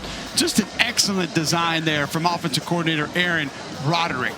And Clark, Mason Wake was bleeding a little earlier, wasn't he? Yeah, he was. And, you know, the big night for Tyler Algier. I've been watching every time Mason Wake's on the field, he blows a UAB defender up. Moments ago, he hit someone so hard his head was ringing. I saw him holding his left ear, blood everywhere. He's got his left ear taped. He's such an old school fullback. And for a guy who's in the trenches and loves the trenches like Cole Kubik, you have to love Mason Wake. Have to. And think about what Kalani Sitake told us about him this week, gentlemen. He blocks people with bad intentions. We've seen that tonight, even waving goodbye to Antonio Moultrie at one point on a long touchdown run by his good buddy, Tyler Algier. A former walk-on, played running back at Lone Peak High School, was actually very productive at tailback there, and just does so much for this BYU offense. Just the ultimate utility player for BYU. Blazers get it back trailing for the first time. And a nice run off left tackle to 32, and the stop by Bywater. McBride picks up 7. Big man. Got the ear taped up. Pretty cool after the Houston game a couple of years ago. Pulled his shirt down underneath his pads. A little sign to his mom, who he lost as a youngster. Shirt said, "Rest in heaven, Mom." Just a young man that plays with a lot of emotion for a lot of different reasons. Well liked by his BYU teammates. I think they respond to his toughness both on the field and off like a bolt of lightning. Another first down for the Blazers. And I tell you, McBride and Brown have had phenomenal nights. Criddle to stop, but not before he picked up 10. It just shows you right there, when Dwayne McBride decides to get north and south, he can do it. But try to find 97. Right side of your screen here. Climb to the second level. Jacoby Jones, the extra lineman. Now watch the finish. Keep going, young man. Bully ball. Dump him. If you're going to be the extra lineman, give me something extra. Jacoby Jones, give him a little extra. Give me a name on the back of the jersey. Doesn't need it. McBride now at a $127 on the ground. And that one long touchdown run. 7 yards per touch for number 22. And another carry here. Trying to get to the edge, and he cannot get there. Stopped after a gain of 1. Ben Bywater starting to make his presence felt a little bit more. It's that 6-1 defense that BYU played against Baylor earlier this season. This is the lead stretch play. As you see 10, Hayden Pittman out in front. Have to stay locked onto those blocks, though. It's a defense Belichick kind of made famous a couple of years ago. He played that against the Rams and Sean McVay, caused a lot of problems. People have sort of put their twist on it, but it's one that definitely successful against the run. Bywater now with 7 stops on the swing pass. Brown near side, and Karam's out into plus territory. Close to another Blazer first down. Drew Jensen stopped him just short.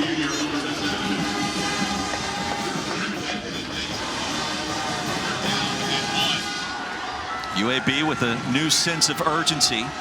7 of 10 on third down so far tonight. Big 97 coming back into the game. Jacoby Jones, a little extra beef. 42, Terrell McDonald will be in there as an H-back, fullback. Another bonus big for the Blazers.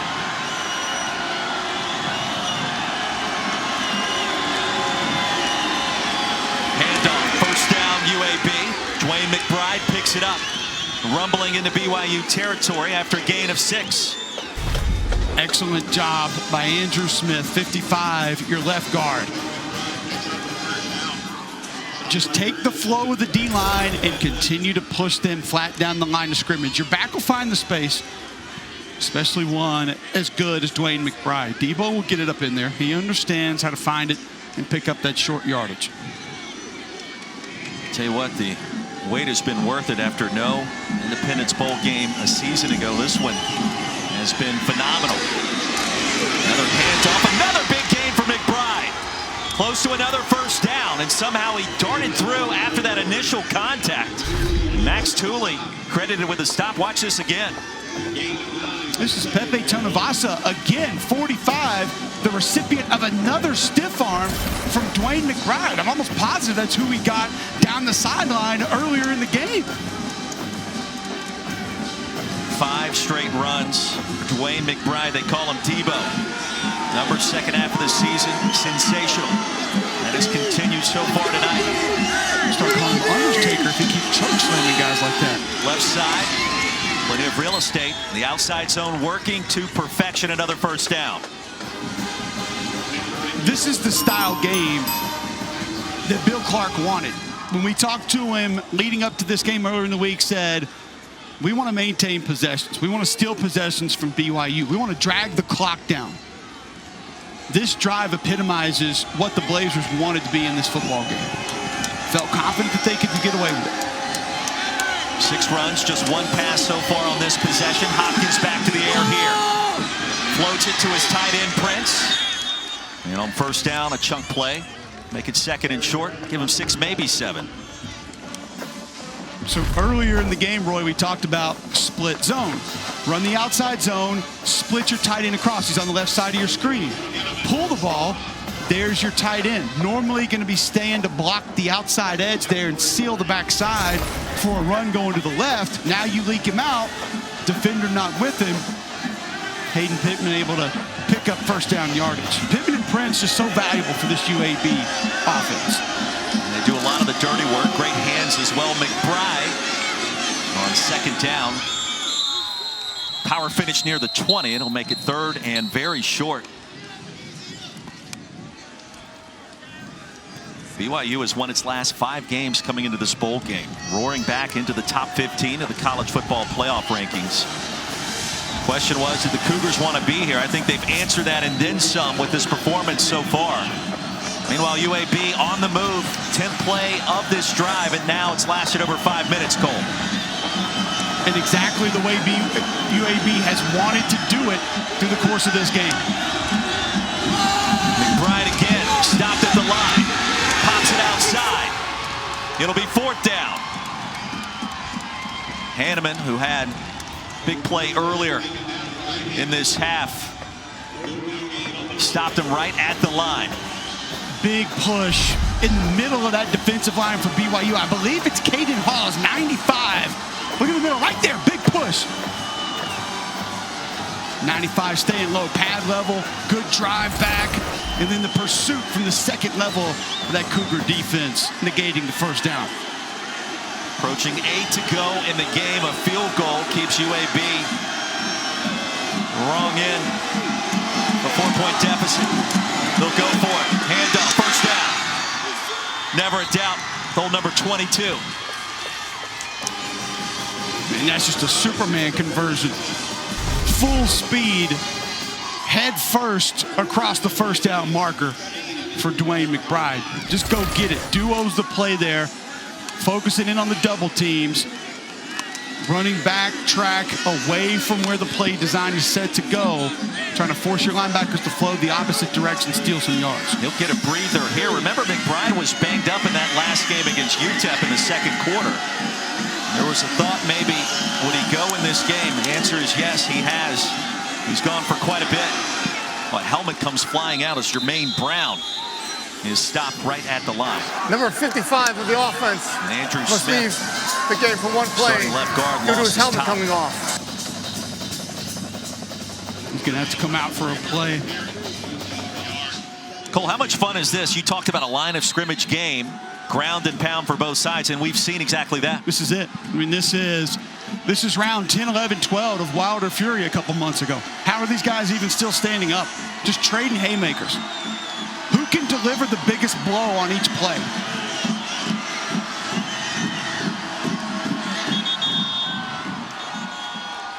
And a timeout call. Charge timeout, UAB. It's their first of the half. By the Media Blazers. timeout. So Bill Clark will talk things over with the troops. UAB trails BYU by 4.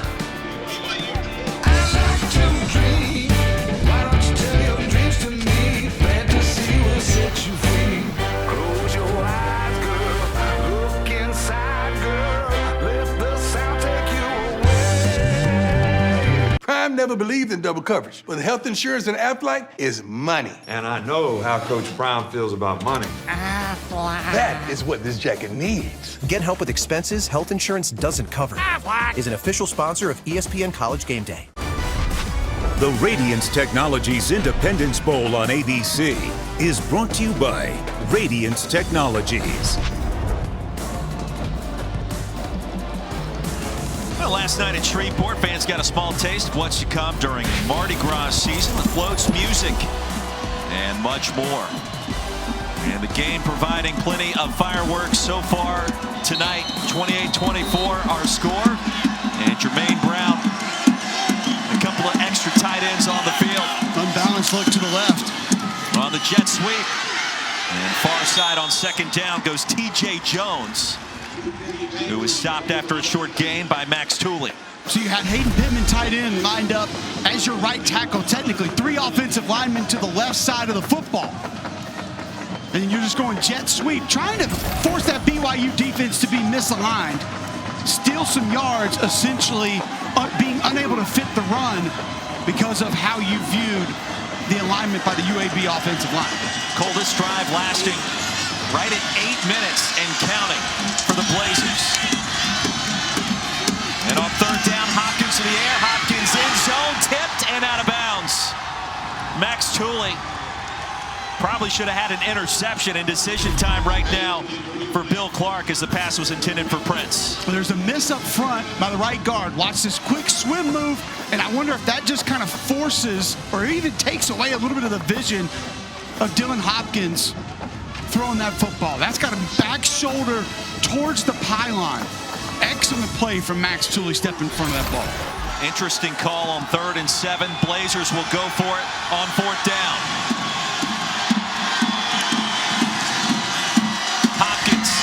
End zone for the touchdown. Trey Shropshire, an enormous play.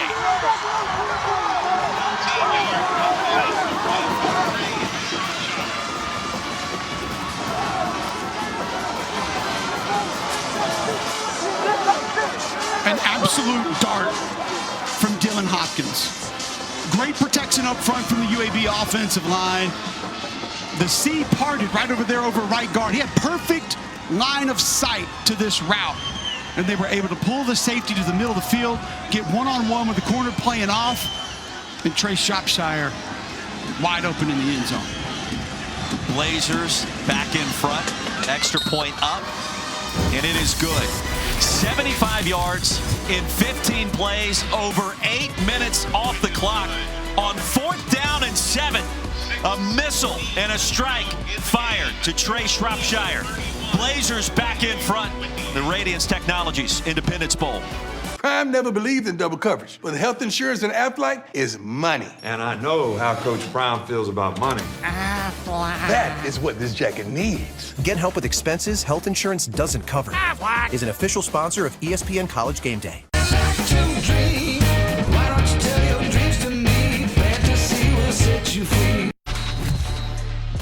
Big move from wide receiver Trey Shropshire on press coverage to get open and catch this touchdown pass. But watch what quarterback Dylan Hopkins does with his eyes. Steals the safety by looking left the entire play, and then boom, comes back right, decisive, knowing immediately he's going to get rid of this football.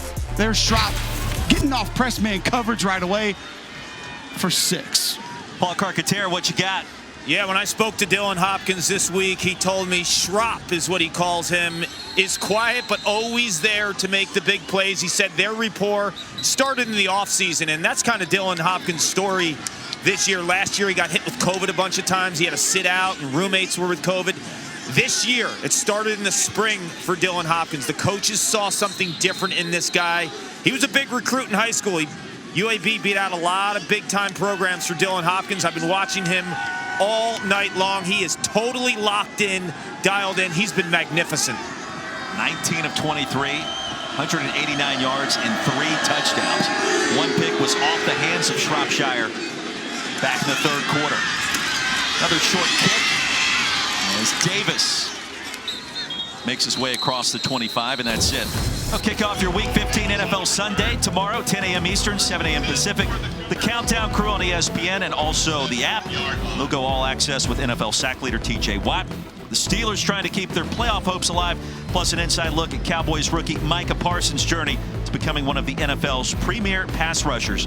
Got you covered with all the early breaking stories, injury updates, previews of each and every game right up until kickoff. That is tomorrow. Hard to believe, Week 15, the National Football League has arrived. So UAB converts on 2 fourth-down plays on that last possession.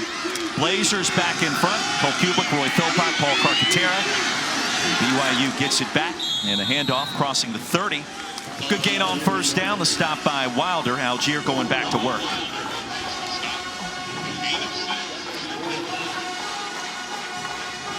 So Algier picks up 6 and now approaching 200 yards on the ground tonight.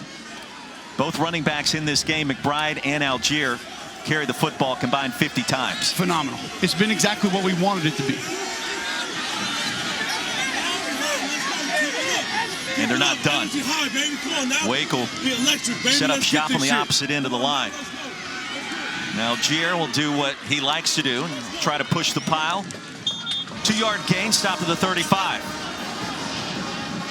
Just grinding out a couple extra yards there, but now puts you in a very nice third down position, just over a yard, almost 2 yards here. BYU been successful in most short yardage situations today. One time they went to Mason Wake instead of Algier. It was the only one that really didn't turn out the way that they wanted it to. Under 5 to go, 3rd down and 2. Kua goes in motion, will run that option play. Romney somehow got it out. And a lot happening there. Was a backwards pass.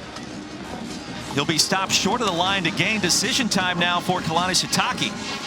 4th down, what do you do? It's that speed option that we've talked about that Jaron Hall had been so successful running. And just a little bit of indecisiveness from Baylor Romney gives you that weird backwards toss. 4:25 to go here if you're Kalani Sitake. 4th and 1. You were stopped earlier. The handoff to Mason Wake. Cougars do have 3 timeouts remaining. Under further review. And they're going to take another look at that last play. This actually might not help BYU. Yeah, it looked like it was going to be about a 2-yard loss, and instead, right back towards the line. We'll take another look ourselves.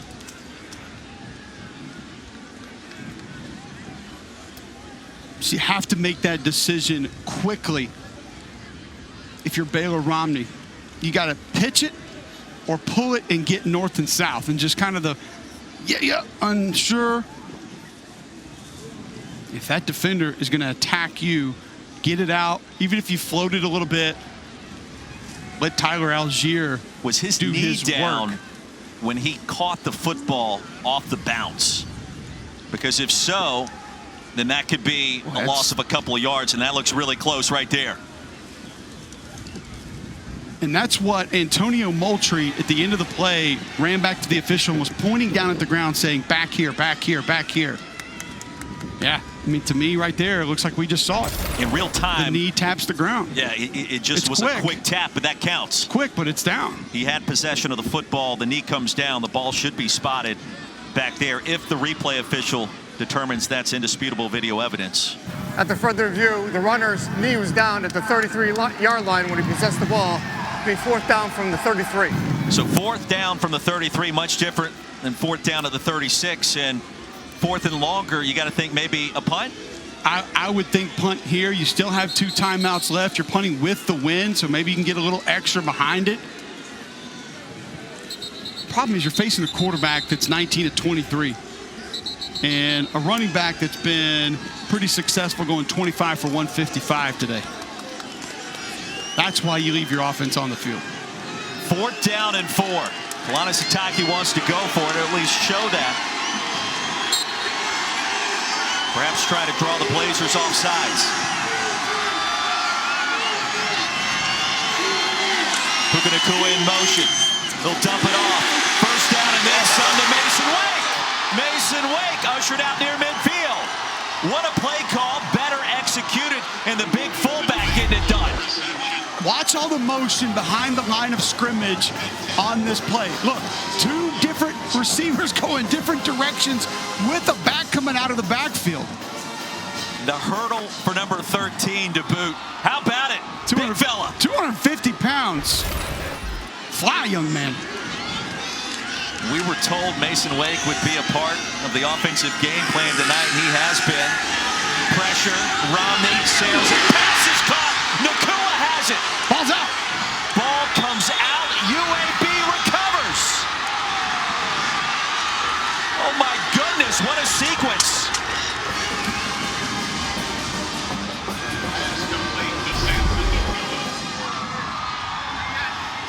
Due to the pressure, Baylor Romney's got to step up in the pocket. Here we'll see the route from Samson Nakua. Right on the money. Hits him in the face mask. Take a real look at whether or not actual possession was ever had on that play.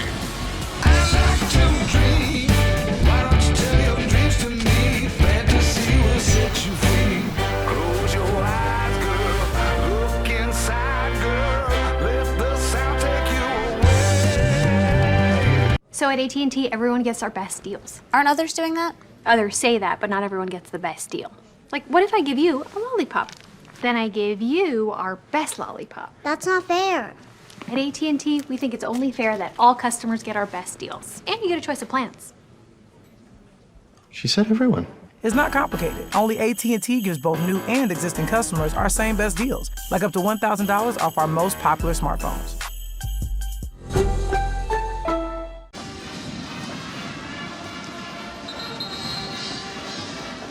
Well, one more look at that last sequence. Samson Nakua catches the football and then loses possession. Mac McWilliams makes the fumble recovery. They looked at it on replay, Cole, and determined the call on the field will stand as called. Very close, but he does begin to bring the ball back down to his body. That's when the football moves. Didn't have indisputable video evidence that it was an incomplete pass. Massive play and break for UAB. Yeah, if that play was overturned, it would have been 2nd and 10 from midfield for BYU. Instead, Blazers have possession. Handoff right side. And up ahead towards the 35 goes Jermaine Brown. A 6-yard gain. Well, BYU, Cole, still with 3 timeouts remaining and plenty of time left on this clock. Plenty of time left on the clock, but you also have a team that's had a lot of success running the football tonight. This UAB offensive line has been fantastic. Obviously, Dwayne McBride has been amazing. You're going to need a big play.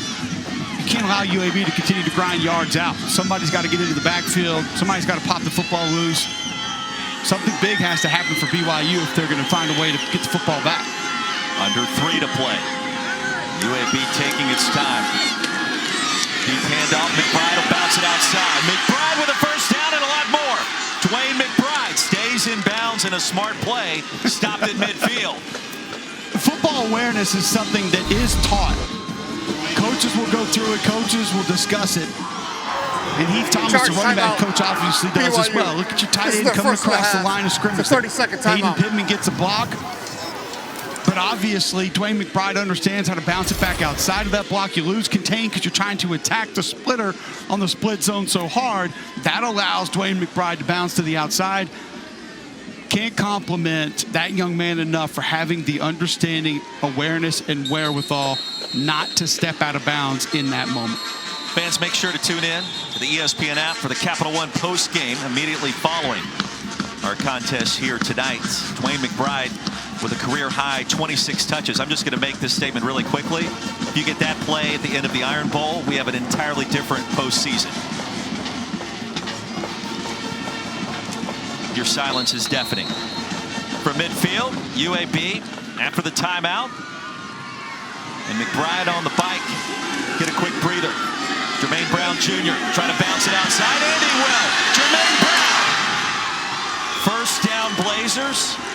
Stopped at the 35 after a 15-yard gain. The tackle by Bywater. Told you he had an extra gear. And when this young man finds a crease, he can make it happen. Split zone again, just not a lot of space to run, but doesn't give up on the play. Keeps those eyes downfield, keeps your shoulder square, able to get north and south. Jermaine Brown, just a little different style of back than Dwayne McBride. Gives you just enough of a change-up in that time. Even though not a lot of space created initially, contained lost on the backside, able to bounce out and find first down yardage. 2 timeouts remaining, and all of a sudden BYU running out of time in Shreveport. And Kalani Sitake will utilize a timeout here. Don't forget, coming up 7:30 Eastern, 4:30 Pacific, right here on ABC.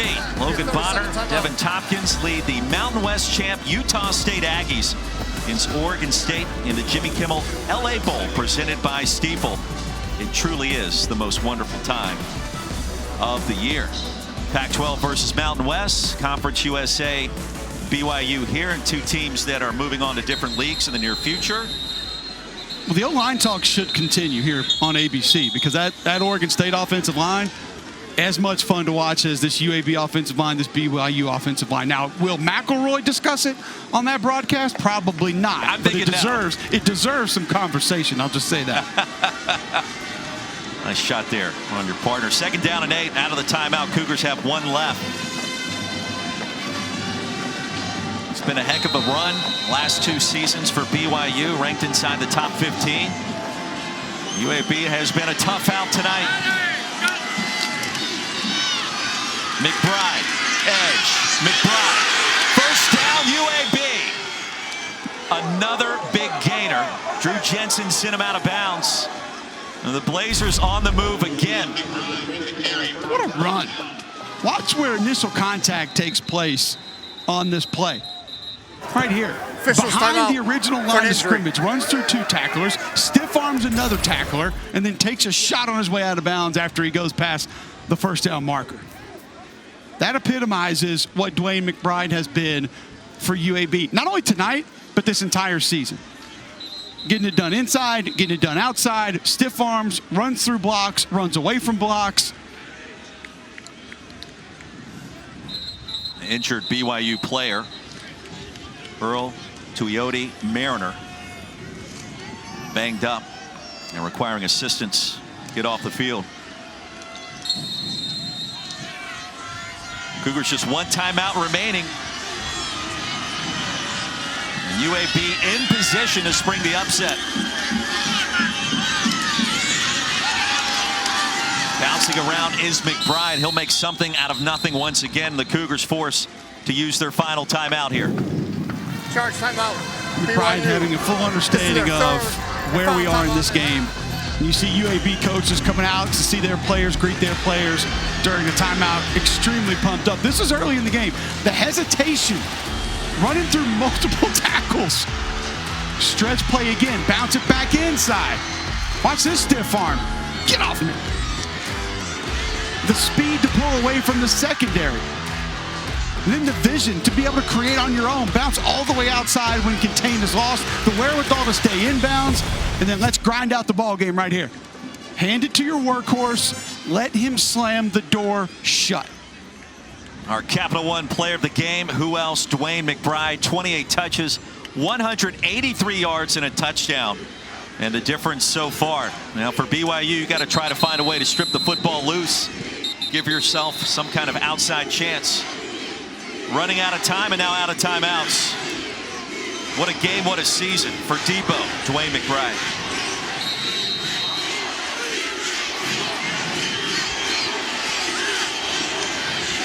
First down ends it. Jermaine Brown, edge. And hit down hard, shot down near the 15 by Drew Jensen.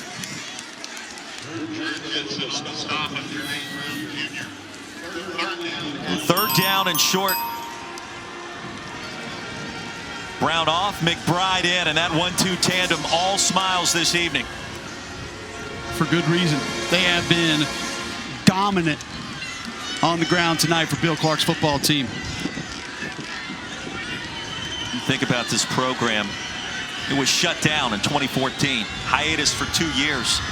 Resumed play in 2017. Couple of Conference USA championships. Hopkins going to keep it himself, and that's going to do it. Hopkins with a first down. And UAB flexing in Shreveport on a Saturday night.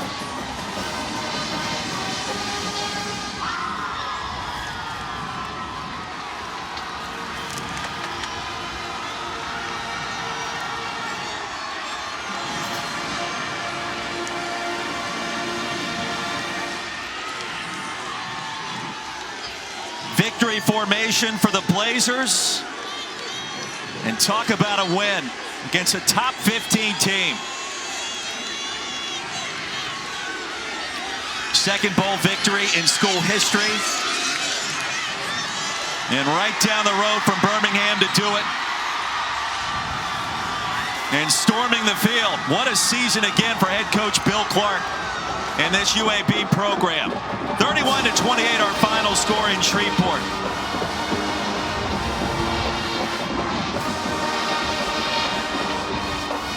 Two of the best guys in college football right there. For Bill Clark, you saw the smile on his face as he's running to midfield. You saw these UAB players storm the field.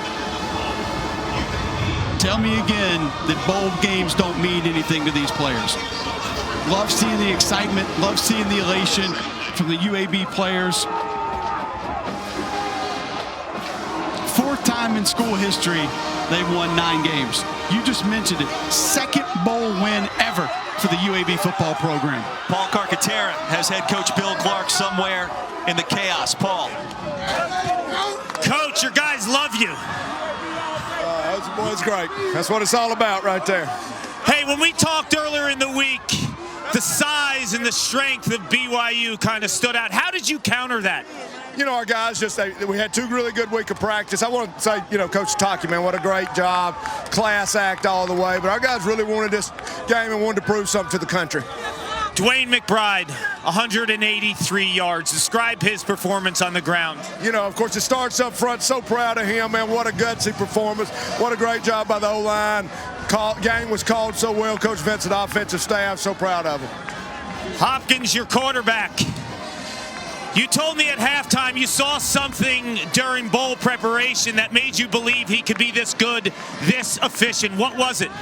Well, you know, he's gotten better every week. You know, we thought the whole year everything's in front of him. He just keeps getting better. Well, no, he was sick a day ago, and we were giving him fluid. So, man, what a gutsy performance. He's like, Coach, I'm playing. So, you know, give him credit, give our training staff credit for getting him out here.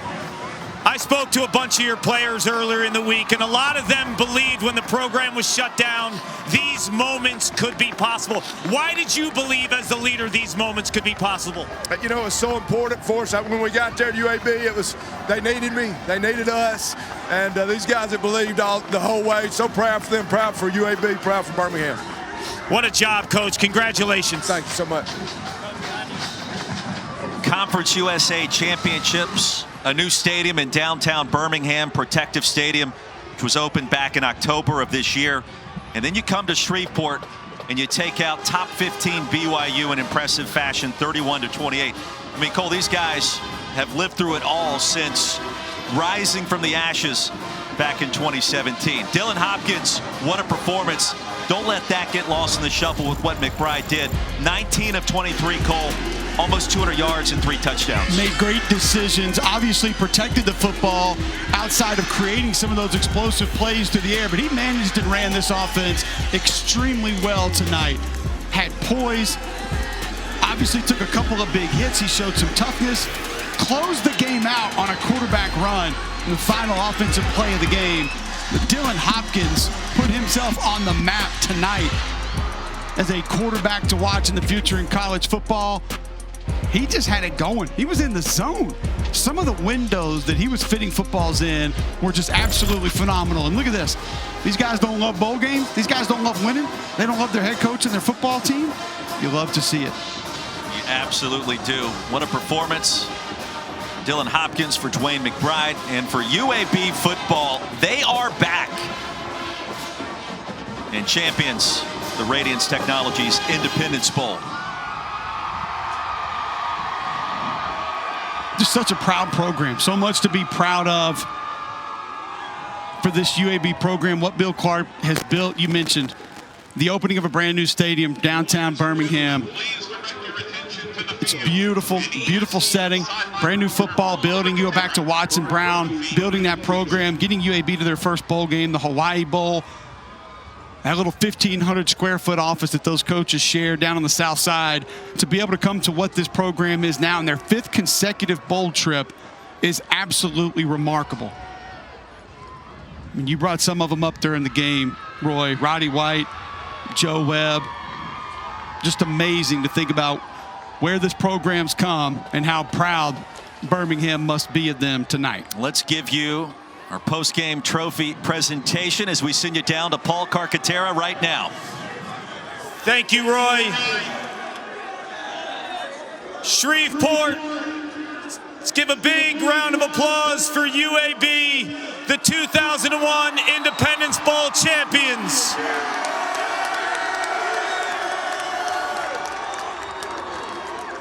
We'd also like to congratulate BYU on an incredible season.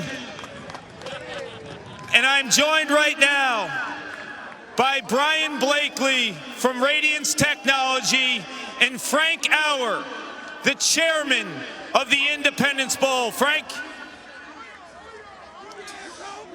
On behalf of the hundreds of volunteers that make up the Independence Bowl Foundation, and on behalf of Radiance Technologies, and further on behalf of the people of Shreveport, it's with great honor that we present this championship trophy for the 2021 Radiance Technologies Independence Bowl to the UAB Blazers. Thank you, Frank. Coach Clark, come on up.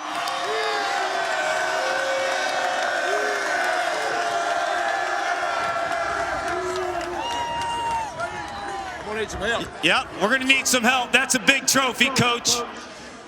You know, we spoke earlier in the week, and BYU was a formidable foe. Big, strong, athletic team. And the trenches were won today down the stretch by your team. What was the difference in that second half in terms of the trenches? You know, it was a war. As we said earlier, give BYU tons of credit, man. What a great year they've had. Coach Sataki, man, that's what makes it special. You know, they were a quality opponent. Gosh, we talk all the time about finishing. And, you know, you saw them come together in that fourth quarter right there. That wasn't something we said, hey, we need you. They came together, and they finished in the fourth quarter. So proud of them. When you think of this game, how did you finish? Well, we finished running the ball. You know, we finished with the ball. They knew it was coming at them. Our O-line said put it in their hands, and they finished the game. We got the big takeaway down here, and then look at that drive from here all the way down and ran the clock out. Dwayne McBride, your star running back, he's been fantastic all season long.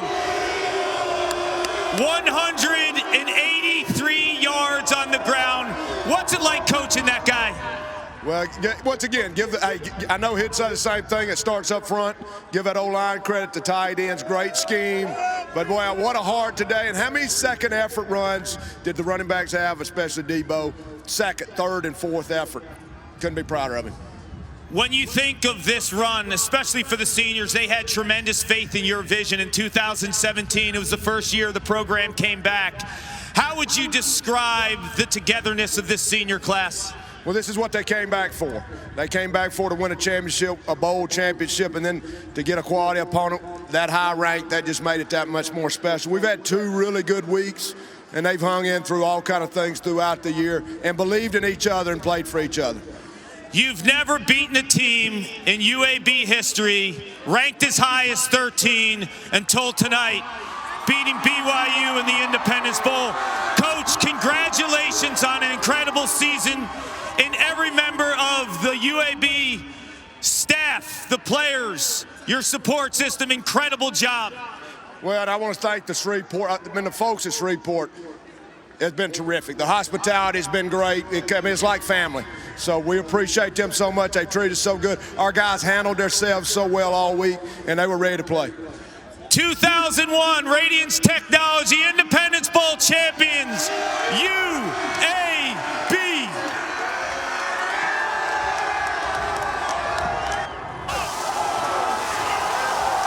(31-28), our final score here in the 2021 Radiance Technologies Independence Bowl, an upset in Shreveport as the Blazers find a way against top 15 BYU. What a game and what a finish tonight. For Cole Kublik, Paul Carcaterra, and our entire hardworking ESPN crew, I'm Roy Philpott saying thank you so much for watching once again. And good night from Shreveport, Louisiana. Coming up right now, college football scoreboard right here on ABC with Michael Eaves and Booger McFarland. Gentlemen, take it away.